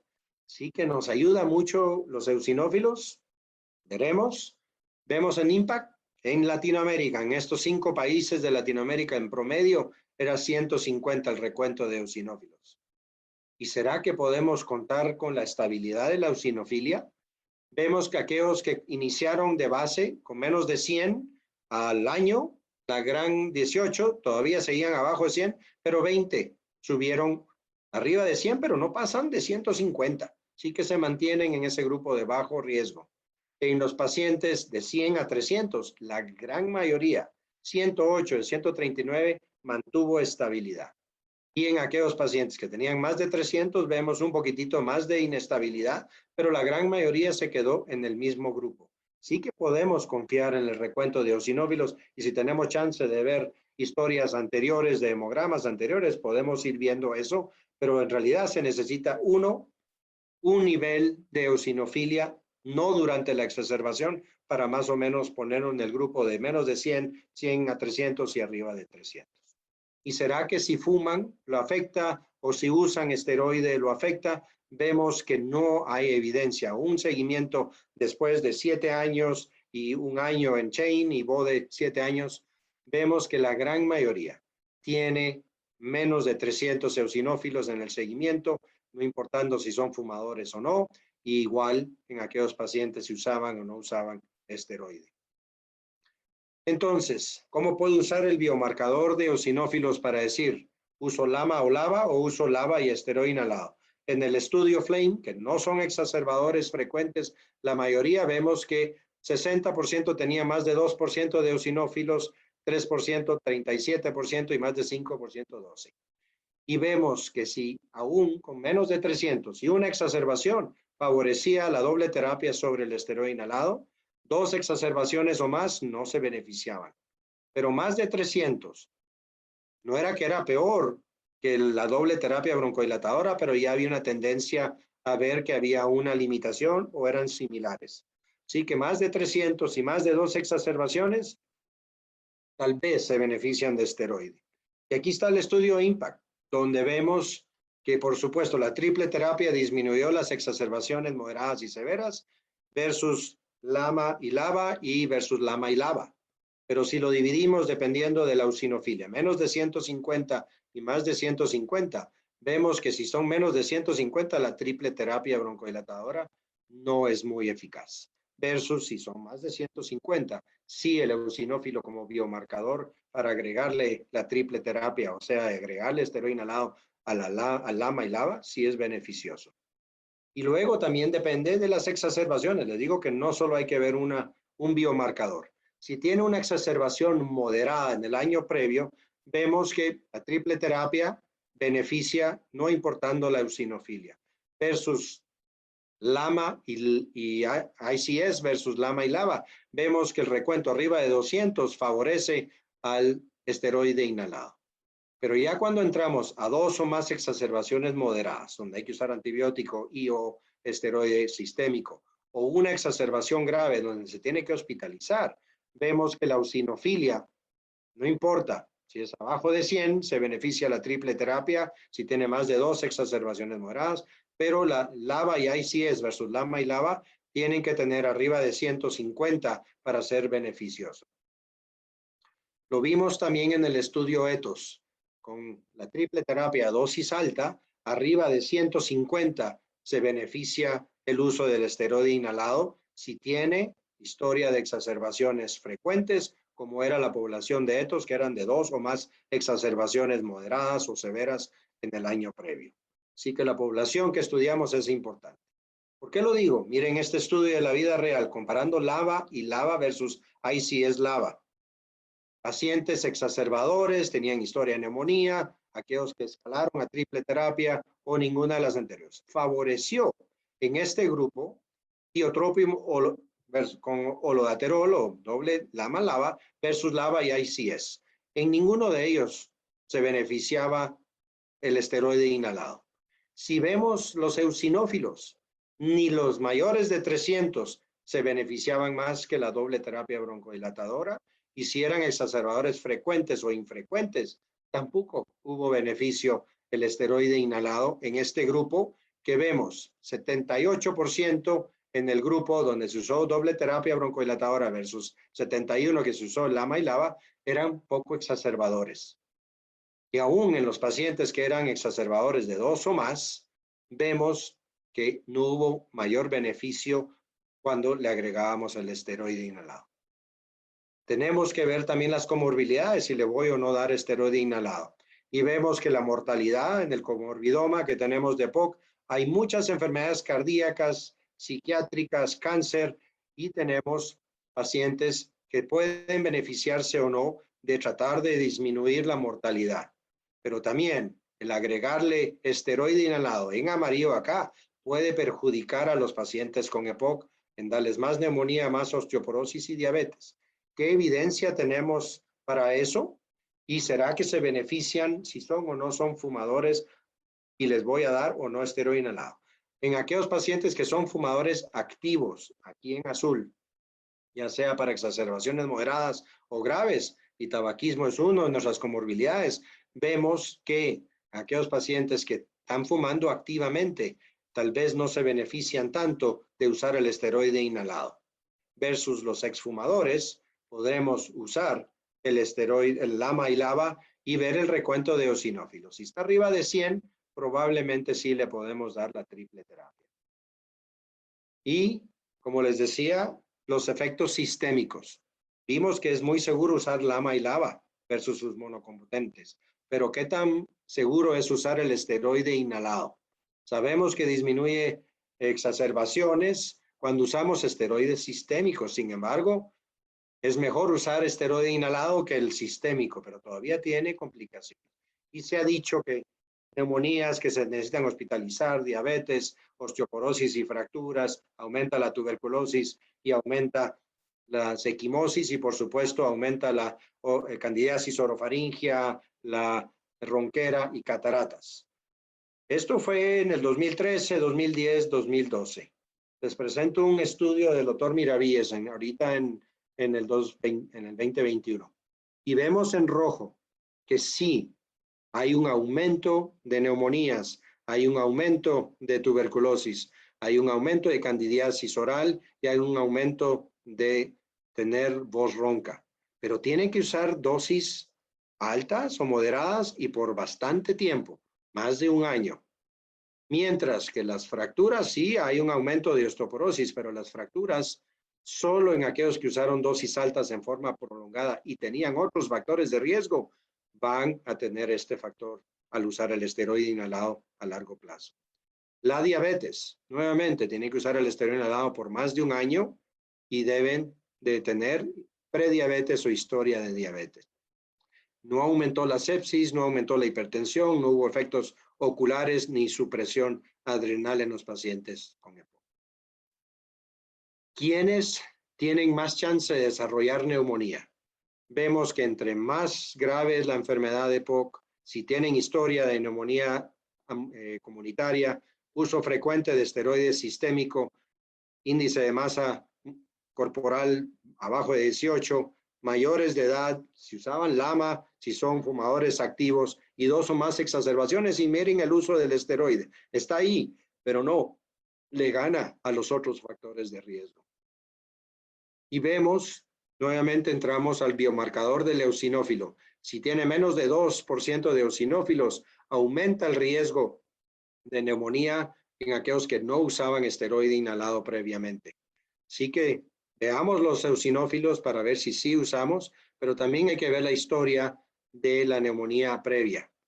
Y si ponemos en la balanza a nuestro paciente con estos pacientes del estudio IMPACT y también en ECOS, vemos que el beneficio de disminuir exacerbaciones, y al disminuir exacerbaciones disminuimos la pérdida de función pulmonar, mejoramos la calidad de vida, disminuimos costos y probablemente mortalidad, como vamos a ver, versus el riesgo de desarrollar neumonía. Tenemos que tratar 4 pacientes por un año para disminuir exacerbaciones y tenemos que tratar 33 para tener una neumonía. Y sabemos que la dosis de esteroide inhalado, entre más esteroide inhalado demos, más chance de tener neumonía. Sabemos también que el tipo de esteroide inhalado que usamos, se ve que fluticasona es mayor que budesonida, con el riesgo para el desarrollo de neumonías. pero por fin vimos algo de luz en mortalidad en los estudios de triple terapia. Tanto en IMPACT como en ETHOS vemos que hay una disminución en mortalidad o mayor sobrevivencia en los que usaron triple terapia. Vemos que ahí los eosinófilos arriba de 250 fueron los que más se beneficiaron con la triple terapia versus 150 para exacerbaciones. Y vemos que este estudio, cuando comparando la cesación tabáquica y otros tratamientos cardioprotectores, disminuye el riesgo de mortalidad mucho más que cuando usamos todas las estatinas, cuando usamos betabloqueadores, cuando dejamos de fumar. Así que es una terapia que es tentadora de querer usar porque sí disminuye esta mortalidad. Pero hay que ver, ¿será que es por la triple terapia? ¿O será que fue porque se le retiró el esteroide inhalado al inicio de los pacientes? En ETHOS vemos que los pacientes que no estaban con esteroide inhalado en el momento de tamizaje no tuvieron beneficio de mortalidad, versus aquellos que sí estaban usando esteroide inhalado y continuaron con la triple terapia con esteroide, sí se beneficiaron. ¿Será lo mismo en IMPACT? Aquellos pacientes que estaban con esteroide al inicio eran 72% en casi todos los grupos versus 28%. Y nuevamente se vio una mejoría en mortalidad. Sí que el uso del esteroide inhalado, ¿será que es un efecto del retiro del esteroide? Y esto Sami Suiza lo vio en IMPACT y vio que la gran cantidad de pacientes, ya sea que se exacerbaron o que murieron, pasaron en los primeros 2 a 3 meses cuando se les retiró el esteroide inhalado y se les dejó con LAMA y LABA. Y lo mismo pasó con pacientes con asma. Lo mismo, una vez hacen esa selección de pacientes que tenían beneficio de estar usando el esteroide inhalado, al quitarle el esteroide y dejarlo solo con LAMA y LABA, por supuesto que se van a morir más y exacerbar más. Así que tenemos que tener mucho cuidado. Por último, ¿cómo le retiro el esteroide inhalado a aquellos que no tienen indicación de usar esteroide inhalado?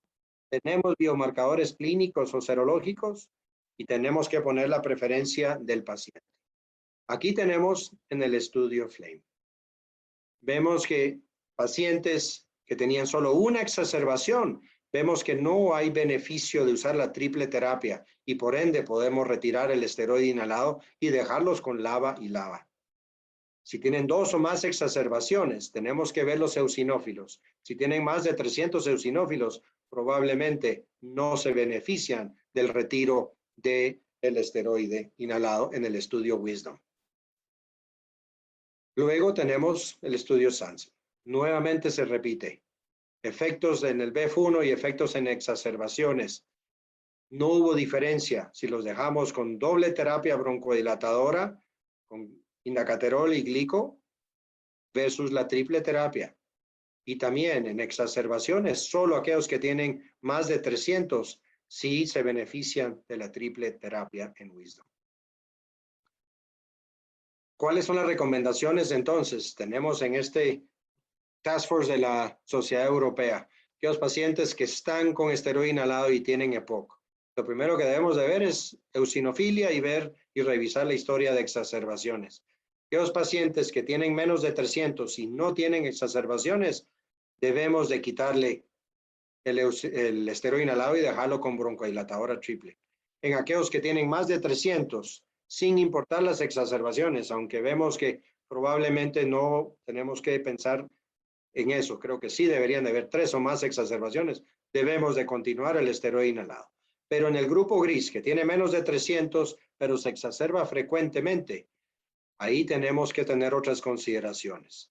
Ver la historia previa, ver la historia y riesgo de neumonía y nuevamente hablar con el paciente para ver.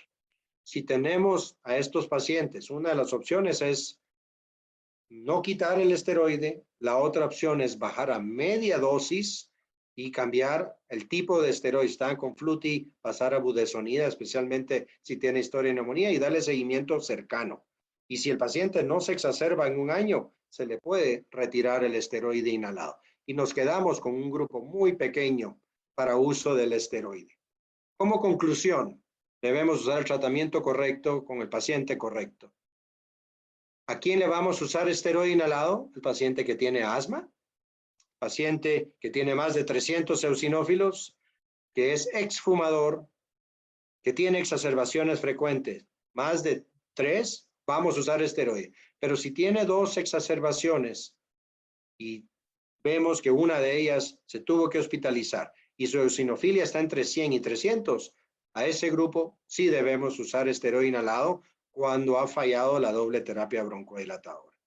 Versus en este grupo gris de 100 a 300, son fumadores activos, tiene uso de antibióticos porque sus exacerbaciones son bacterianas y solo tiene 1 o 2 exacerbaciones moderadas, no se va a beneficiar del esteroide inhalado y debemos de ver otras posibilidades como roflumilast o N-acetilcisteína en este grupo.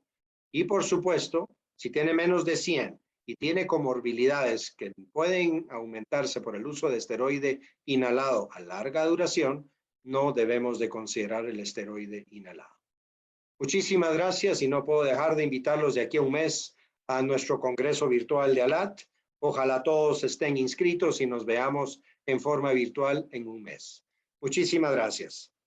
Muchas gracias a nuestros ponentes de hoy, su participación de hoy en el primer día de esta Semana Nacional sobre POC, hablándonos unas excelentes charlas, tanto el doctor Abelardo Elizondo, el doctor Adrián Rendón, como el doctor Mark Cohen, acerca del tratamiento actual de esta enfermedad, en la cual todos los neumólogos estamos inmersos en ella, y que vemos que el tratamiento de esta enfermedad pues viene modificándose día con día, y ojalá pronto podamos tener nuevos medicamentos para el manejo de esta compleja enfermedad. A continuación vamos a tener un pequeño quiz que sería interesante que todos lo tuviéramos. Vamos a publicar una pequeña pregunta. Posteriormente ustedes van a poder tener un pequeño tiempo para tener la respuesta.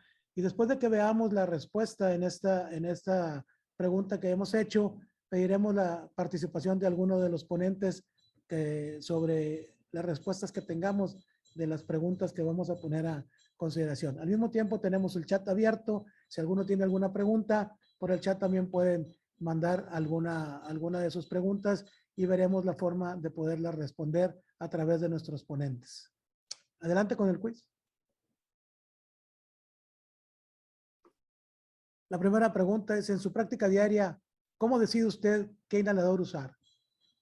Tienen ahí las respuestas, pueden marcar las respuestas que ustedes crean conveniente y veremos en un pequeño tiempo cuáles fueron estas respuestas. Aquí vemos la respuesta en base a la severidad de la 68%. Hay algunas otras con menos opción. En el chat también llegó una pregunta. Yo quisiera si el doctor Abelardo pudiera hacer un pequeño comentario sobre estas respuestas que vemos en el chat. Y algunos preguntaban cómo poder medir el flujo inspiratorio en los pacientes para ver cómo poder, qué inhalador utilizar también. Abelardo. Sí, gracias doctor Mercado, gracias Mark y Adrián. Bueno, con respecto a la pregunta, yo diría que todas las anteriores, ¿no? Tenemos que tomar en cuenta una respuesta que es importante, es el gusto del paciente, la predilección del paciente, que es algo importante. Pero pues en nuestro medio a veces la disponibilidad es la que gobierna, a veces el tipo de molécula con el que nosotros como médicos estamos más familiarizados o en base a la evidencia científica decidimos utilizar. Podríamos decir que hay mucha evidencia científica con tiotropio, un poquito también de evidencia científica con el copirronio, a lo mejor un poquito con umeclidinio y aclidinio. Eso puede ser la pauta también para decidir, pero por mucho yo creo que la disponibilidad de nuestro medio y los costos son los que muchas veces gobiernan más que otras. Con respecto a la pregunta del flujo inspiratorio, es algo que rutinariamente no pedimos. Se puede hacer por una medio de una espirometría. Después de una exhalación profunda, una respiración máxima y se puede sacar el flujo inspiratorio. Y los estudios de investigación de resistencias y flujos inspiratorios en los dispositivos se sacan por fórmulas matemáticas, algunos de ellos. Esto es un tema de física pura. Entre más pequeño es el orificio donde el paciente inhala, mayor resistencia habrá y más dificultad será para el paciente. Pero también si muy abierto está, se va a desparramar y se va a quedar todo a nivel orofaringio y no va a entrar al pulmón. Entonces, encontrar un punto exacto desde el punto de vista de flujo es bien complicado porque cada paciente tiene una fuerza muy diferente. Y hacer un dispositivo a la medida de cada paciente sería el santo grial, pero no lo podríamos hacer definitivamente. Muy bien, muchas gracias. Doctor Cohen. Solo quisiera agregar, totalmente de acuerdo con Abelardo, pero creo que algo que en la práctica de atención primaria o incluso en muchas de nuestras clínicas donde no tenemos la espirometría, no tenemos el flujómetro para ver de veras cuál es la presión inspiratoria que tiene, el flujo inspiratorio que tiene el paciente, creo que una de las recomendaciones del Reino Unido es hacer 2 pruebas. Una es decirle al paciente, ok, yo quiero que usted respire rápido y profundo en 2 o 3 segundos. Con eso, si lo puede hacer, puede usar en polvo. Si no lo puede hacer, porque y se traba o no lo puede hacer, no podemos usar dispositivo en polvo. Luego, la otra prueba es hacerlo lento y largo. 5 segundos. Si pueden hacer eso, pueden usar dosis medida, pueden usar Respimat, pueden usar los activados, ¿verdad? Entonces, es una forma sencilla. Si podemos después medirle algo más exacto, podemos hacerlo, pero es una forma fácil para decidir qué inhalador usar, muy práctico en la clínica. Gracias, doctor Cohen, muy amable. Adrián. Sí, doctor, hay un dispositivo portátil que se puede tener en el consultorio, el InCheck, que tiene diferentes válvulas o diagramas que uno puede ajustar de acuerdo al dispositivo que queremos que el paciente use, y ahí podemos probar si lo va a usar o no de manera correcta, siendo más precisos. Funciona de manera inversa a lo que es el flujómetro, con lo que medimos el peak flow. O sea, en lugar de soplar, el paciente inspira y uno puede ahí jugar con los diferentes diagramas cuál es el dispositivo que pudiera usar. Muy bien. Si nos puede poner la siguiente pregunta, por favor. La siguiente pregunta es, en un paciente que usa adecuadamente el dispositivo inhalador, ¿no hace diferencia cuál use? Si está de acuerdo, usted como médico, o está en desacuerdo. De acuerdo el 53%, en desacuerdo el 47%. ¿Quisieras hacer algún comentario, Abelardo? Yo creo que aquí vamos a estar también con división de opiniones como en los foros. Una parte estará de acuerdo y otra parte estará en desacuerdo. Yo creo que aquí es muy importante, como Marc lo comentaba, si tú ves que el paciente hace un buen esfuerzo, prácticamente si vemos evidencia en cuanto a sales, pues hay unas que predominan más por la evidencia científica que tenemos, por la cantidad de pacientes que hemos detectado. Tiotropio, yo creo que es de los que más investigación tiene por mucho.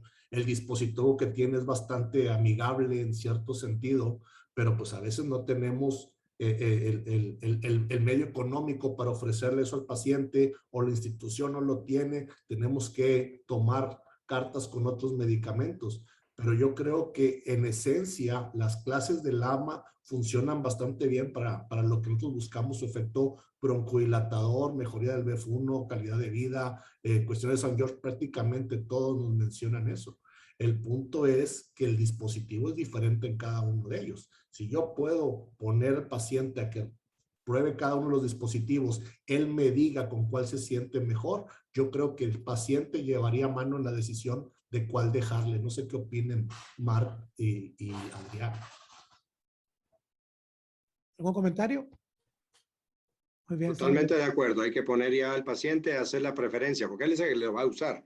Y hacerlo desde el inicio, desde que lo carga hasta usarlo enfrente de nosotros, y hacerlo en forma repetida, porque sabemos que lo podemos entrenar en la primera visita, pero ya en la cuarta visita ya se le olvidó todo lo que le dijimos en la primera. Así que hay que ir repitiendo y repitiendo y repitiendo. Y puede decir que en la primera visita lo hice bien, pero ya en la casa no lo puedo usar, doctor, mejor deme el otro. Entonces tenemos que ir viendo cuál es lo mejor para nuestros pacientes. Muy importante, va a haber más adherencia si el paciente sabe y está muy cómodo con el uso. Y lo que comentan Marc y Abelardo es importante, porque una de las recomendaciones de GOL es en el paciente que ya está en LABA-LAMA y no le está yendo bien, que puedas cambiar de dispositivo. Pero yo creo que en términos generales, si el paciente está usando bien su dispositivo, no debería haber diferencia en el efecto terapéutico en general. De hecho, los ensayos clínicos con los resultados que tenemos fueron hechos con esos dispositivos y los resultados fueron buenos. Habrá pacientes especiales en particular que sí un dispositivo que otro le funcione mejor, pero en términos generales no debería haber gran diferencia. Muy bien, muchas gracias. La siguiente pregunta, por favor, tenemos tiempo. La siguiente pregunta es, ¿usted considera que todos los pacientes con EPOC deben recibir máxima broncodilatación? Si está de acuerdo o está en desacuerdo. El 66% está de acuerdo y el 34% está en desacuerdo. Doctor Rendón, ¿puedes hacer algún comentario acerca de esta diferencia? Pues voy a tener que empezar la plática otra vez. Yo creo que estamos en el punto de corte, todo el mundo se está moviendo y aunque las publicaciones no estén así, uno platica con la gente que se dedica a esto y lo que nos dicen es que ellos, sus pacientes, a la gran mayoría los tienen en doble broncodilatación y aún un pequeño porcentaje, como decía Mark, está en triple terapia. Yo quisiera insistir, o sea, cuando yo le doy doble broncodilatación a mi paciente, si bien me va, a lo mejor le mejoro 200 mililitros, pero no le mejoro la relación entre el BF1 y la capacidad letal forzada, sigue estando obstruido. Entonces, aunque le mejore la espirometría, sigue estando obstruido. Si le mejoro la disnea, pero no se la quito por completo. Si le quiero quitar exacerbaciones, disminuyo el riesgo de que se exacerbe, pero no le quito el riesgo por completo. Entonces, yo creo que en todos estos pacientes uno debería buscar el máximo beneficio con lo que tenemos disponible si con eso no incrementamos la toxicidad del tratamiento. Y hasta ahorita yo no he visto ningún estudio que diga no demos doble terapia porque les va peor a los pacientes. Que a lo mejor falta información de decir que les va mejor, a lo mejor estoy de acuerdo. La que tenemos dice que les va mejor y yo no he visto ninguna que diga que les va peor. Entonces mi opinión sería que sí deberían estar en doble broncodilatación. Correcto, muy bien. La siguiente pregunta, por favor.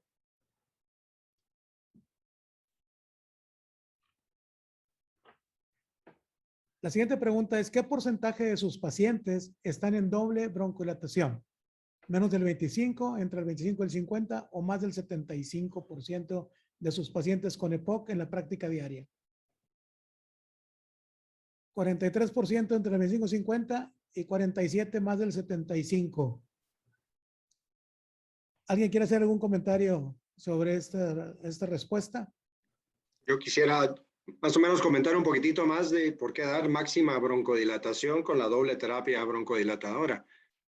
Hagamos la analogía. Tengo enfermedad coronaria y me da un infarto.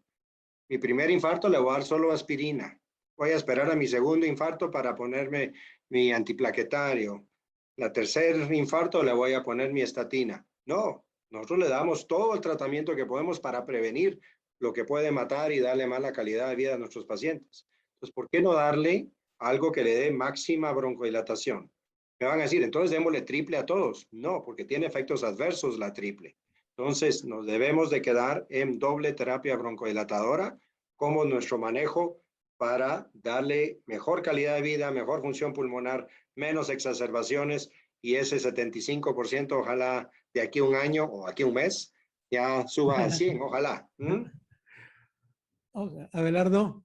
Yo creo que aparte en la vida real vamos a ser bien honestos. ¿Qué porcentaje de nuestros pacientes están en un GOLD A donde está justificado monoterapia? O sea, ¿cuál es el paciente que nosotros detectamos GOLD A?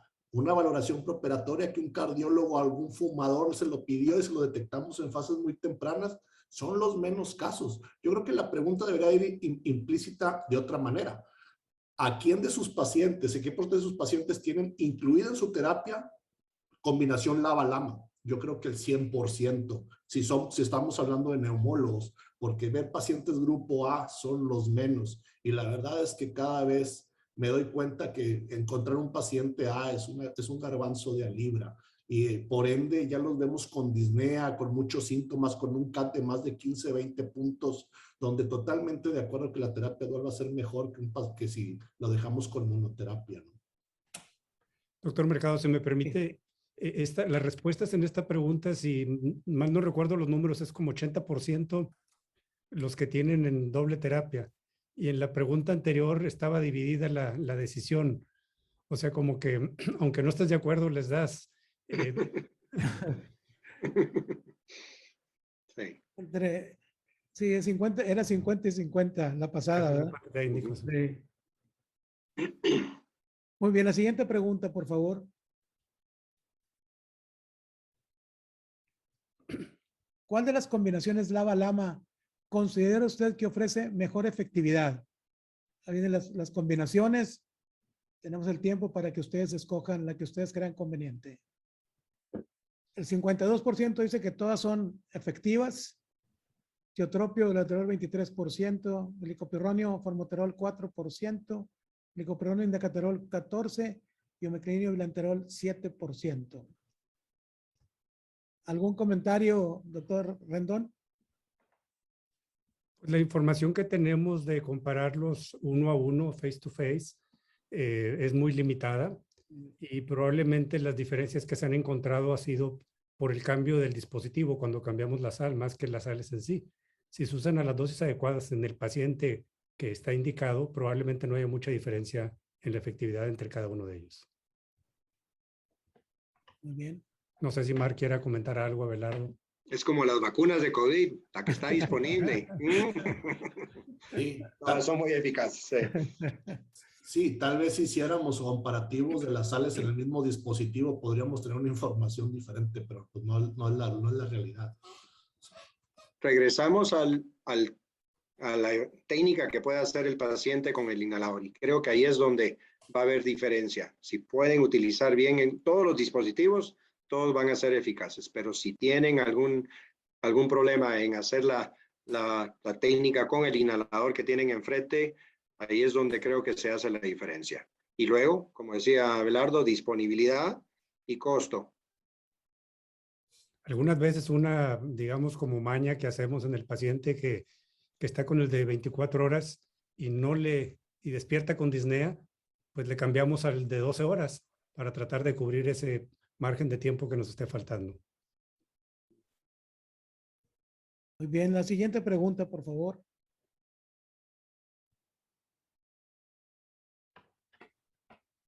La siguiente pregunta es, ¿a partir de qué número de eosinófilos o cantidad de eosinófilos en sangre prescribe usted esteroides inhalados en los pacientes exacerbadores con EPOC?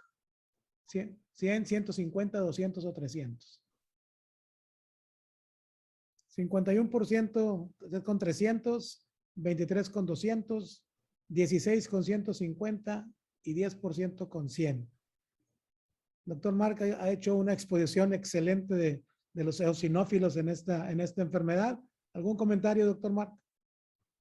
Como les digo, no tenemos que ver solo un biomarcador, no solo ver el eosinófilo, hay que ver todo lo que hablamos, exacerbaciones, historia de diabetes, sus comorbilidades, todo tiene que estar en el contexto ahí. Pero si me ponen a mí en un examen, ahí pondría 300, ¿verdad? Con eso sé que voy a ganar. En el área gris de 100 a 300 es donde tenemos que ver todas estas otras aristas para ver, pero menores de 100, yo diría que no hay en ninguna de la evidencia que se van a beneficiar con uso de esteroide inhalado. Entonces, abajo de 100, fácil, arriba de 300, fácil. El grupo gris, hay que poner los otros biomarcadores clínicos que platicamos hoy.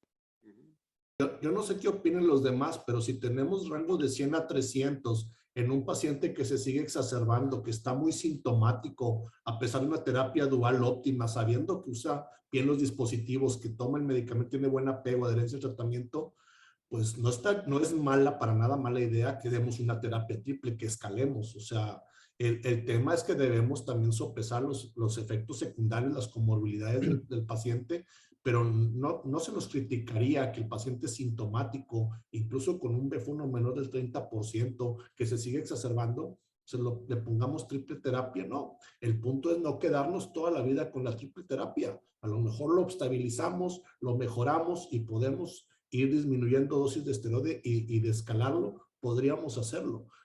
Yo creo que el mensaje que debemos dejar muy claro es que no es el eosinófilo el que nos va a decir sí o no, es la comunión de síntomas, también de la espirometría del paciente, sus comorbilidades, y una vez que decidimos eso, no sabemos también cuánto tiempo se lo vamos a dar y si vamos a quitarlo o no. pero usar un solo parámetro, yo creo que si nos quedamos en ese tenor, como bien dijo Mark, nos vamos a equivocar, porque los estudios nos han demostrado eso. Y de hecho, en el flucograma de Gol, nos menciona que el que está en lava lama y trae más de 100 eosinófilos es candidato a triple terapia. Sí, sigue exacerbándose, ¿verdad? En la parte de exacerbación. Yo creo que si no tiene eosinofilia y el paciente está con lama y lava y se sigue exacerbando, una de las otras cosas hay que ver por qué se está exacerbando. Usa bien técnica y todo eso. ¿Será que tiene algo cardíaco? ¿Será que tiene otra enfermedad que está haciendo que simule exacerbación de POC y que sea una insuficiencia cardíaca y no es una exacerbación de POC lo que de veras tiene? Entonces tenemos que comenzar a pensarlo, y para eso es que tenemos que trabajar juntos los neumólogos con los médicos de atención primaria y con nuestros colegas, los cardiólogos y los endocrinólogos y todo, porque el paciente con EPOC trae un bagaje de comorbilidades grande, ¿verdad? Y tenemos que descartar eso también. Muy bien, tenemos una última pregunta. Se nos la pueden poner, por favor, para poderla analizar. La pregunta es, ¿usted considera que una neumonía es una razón para suspender esteroides inhalados en un paciente que tiene indicación de usarlos, un exacerbador con eosinófilos elevados? ¿Está de acuerdo con que la neumonía debe de suspender los esteroides o está en desacuerdo? Está en desacuerdo el 70% del auditorio y el 30% está de acuerdo. Doctor Mark. Okay. Yo creo que es una pregunta que lo vamos a ver mucho, y uno hay que asegurar de que tuvo neumonía. Y cómo vemos esto, porque muchos de los estudios no les han hecho ni radiografía, ¿verdad? Entonces eso es uno, asegurar de que sí tuvo neumonía. Si sí tuvo neumonía, hay que ver y sopesar, tiene eosinofilia y tiene exacerbaciones frecuentes. Con eosinofilia vemos que el paciente que tiene eosinofilia usualmente tiene menos problemas infecciosos versus el que tiene eosinopenia, tiene más bacterias y más infecciones. Entonces, bajarle esos eosinófilos puede que nos esté dando las neumonías. Sí que lo primero que haría yo, porque sí se beneficiaba en todo lo demás, le cambiaría el tipo de esteroide que está usando y le bajaría la dosis a la mitad. Y si todavía tiene una segunda neumonía, ahí sí tendríamos que irnos a roflumilast como tratamiento para evitar estas exacerbaciones y mejorar la calidad de vida. Y en pacientes con el fenotipo de exacerbación y bronquitis crónica, tal vez N-acetilcisteína para disminuir las exacerbaciones. Y no olvidar la rehabilitación y todo lo demás que viene en el tratamiento no farmacológico de pacientes con EPOC. Puede ser que siga fumando el paciente y por eso está en alto riesgo de tener neumonías, ¿verdad? Así que tenemos que ver al paciente integralmente ahí. Pero si es muy exacerbador, tiene una neumonía, creo que todavía continuaría, y tiene eosinófilos por lo que dicen en la pregunta, continuaría, pero le cambio el tipo y le bajo la dosis. Muy bien. Doctor Mercado. Sí. Sí, ahí la otra cosa importante, que es algo que estamos dejando de hacer y que de hecho yo creo que es uno de los grandes pecados que hemos hecho en los ensayos clínicos, es que estos pacientes no reciben vacunación ni contra neumococo ni contra influenza. Y los metemos a un ensayo clínico donde les damos esteroides que sabemos que generan neumonías y no les damos las medidas de precaución. Y en la práctica privada pues también sucede lo mismo, que esos pacientes deberíamos darles la prevención que se requiere para neumonías, por lo menos neumococo influenza, pero sumarle pertussis, bueno, ahora COVID, y ahora ya le están sumando también herpes a este tipo de pacientes con una recomendación de vacunación. Entonces, mientras no hagamos eso, pues al darle un medicamento que tiene potenciales complicaciones, pues lo estamos sometiendo al paciente a ese riesgo. Ahora hemos satanizado mucho las neumonías, pero estas neumonías pues no matan, son neumonías light y las exacerbaciones sí matan. Y Mar puso muy bien ahí que el número necesario a tratar para generar una neumonía es mucho más alto que el número necesario a tratar para prevenir una exacerbación. O sea que requeríamos tratar muchos pacientes y lo platicamos entre nosotros. ¿Dónde está la epidemia de neumonías? No la vemos en todos los pacientes que reciben esteroides inhalados. Cuando lo vemos en riesgos es muy aparatoso, porque en riesgos se incrementa de un 20-80% el riesgo. Pero si lo vemos en porcentaje, sea, el porcentaje en IMPACT, que es el que más neumonías dio, el porcentaje de los que no recibieron esteroides inhalados fue 5% y subió a 8%. O sea, sigue siendo muy bajo el porcentaje de neumonías comparado contra las exacerbaciones. Entonces, lo que hay que hacer no es una contraindicación de los esteroides, lo que hay que hacer es tener las precauciones preventivas para esa complicación secundaria, que incluye vacunación y usar la dosis más baja del medicamento que vayamos a usar. Y hasta ahorita, aunque es un efecto de clase, el que ha demostrado que no da neumonías, pues es la beclometasona de partícula fina. Entonces, a lo mejor esa sería la indicación para este tipo de pacientes. Bueno, hay una pregunta que llegó en el chat que va sobre lo mismo. ¿Cómo recomiendan ustedes o cada cuánto tiempo recomiendan medir los eosinófilos en un paciente con EPOC que está bajo tratamiento? Una vez. No hay que estar haciendo y no hacerlo cuando está exacerbado o cerca de una exacerbación. Eso sí es una de las cosas que debemos de hacer, pero con una evaluación, como les digo, hay mucha estabilidad en nuestros pacientes. Tal vez en los rangos de muy alto hay un poquitito más de variación, pero nunca baja de a menos de 100 cuando era arriba de 100 al principio. Es muy, muy raro. Así que con una medición, y uno puede ir a la historia electrónica o en papel. Seguro tienen una hematología en el pasado y pueden comparar con esa y la actual. Y van a ver que es muy similar. Y van a ver que no es muy alto a la población normal. Y siempre decimos en Latinoamérica, con todos los parásitos que convivimos, vamos a tener eosinófilos y no hace ninguna diferencia. ¿Ok? Sí. Ni tampoco nos va a hacer la diferencia para ir bajando la dosis de esteroide, tampoco. Si el paciente está estable, lo podemos ir bajando. Incluso podemos tener un paciente que escalamos hasta terapia dual con 300 eosinófilos si tiene más de un año de estar controlado y está totalmente estable también. El número de eosinófilos no es una condena para que toda la vida tenga el paciente esteroide inhalado, tampoco. Correcto. Muy bien, no tenemos más preguntas todavía. Agradezco mucho a los ponentes estas excelentes pláticas. Creo que han sido de mucha utilidad. Creo que han sido pláticas apegadas actualmente a la vida real en el tratamiento de los pacientes con EPOC. Creo que cada vez debemos ir creando un mayor consenso en la forma de diagnóstico, evaluación, seguimiento, tratamiento en estos pacientes. Y este tipo de reuniones son útiles para poder ir normando los criterios de manejo de esta enfermedad que todos estamos inmersos en ella. Agradezco mucho a la sociedad la invitación que nos dio. Agradezco mucho a los ponentes sus excelentes charlas. Invitamos al auditorio a que se sigan conectando los próximos días en las pláticas que creo que van a ser igual de interesantes y productivas como las de esta noche. Muchas gracias, doctor Marc. Muchas gracias, doctor Rendón. Ustedes, muchas gracias. Y que pasen muy buenas noches. Buenas noches. Buenas noches, doctor Mercado, que estén muy bien. Gracias, doctor. Nos vemos. Cuídense mucho.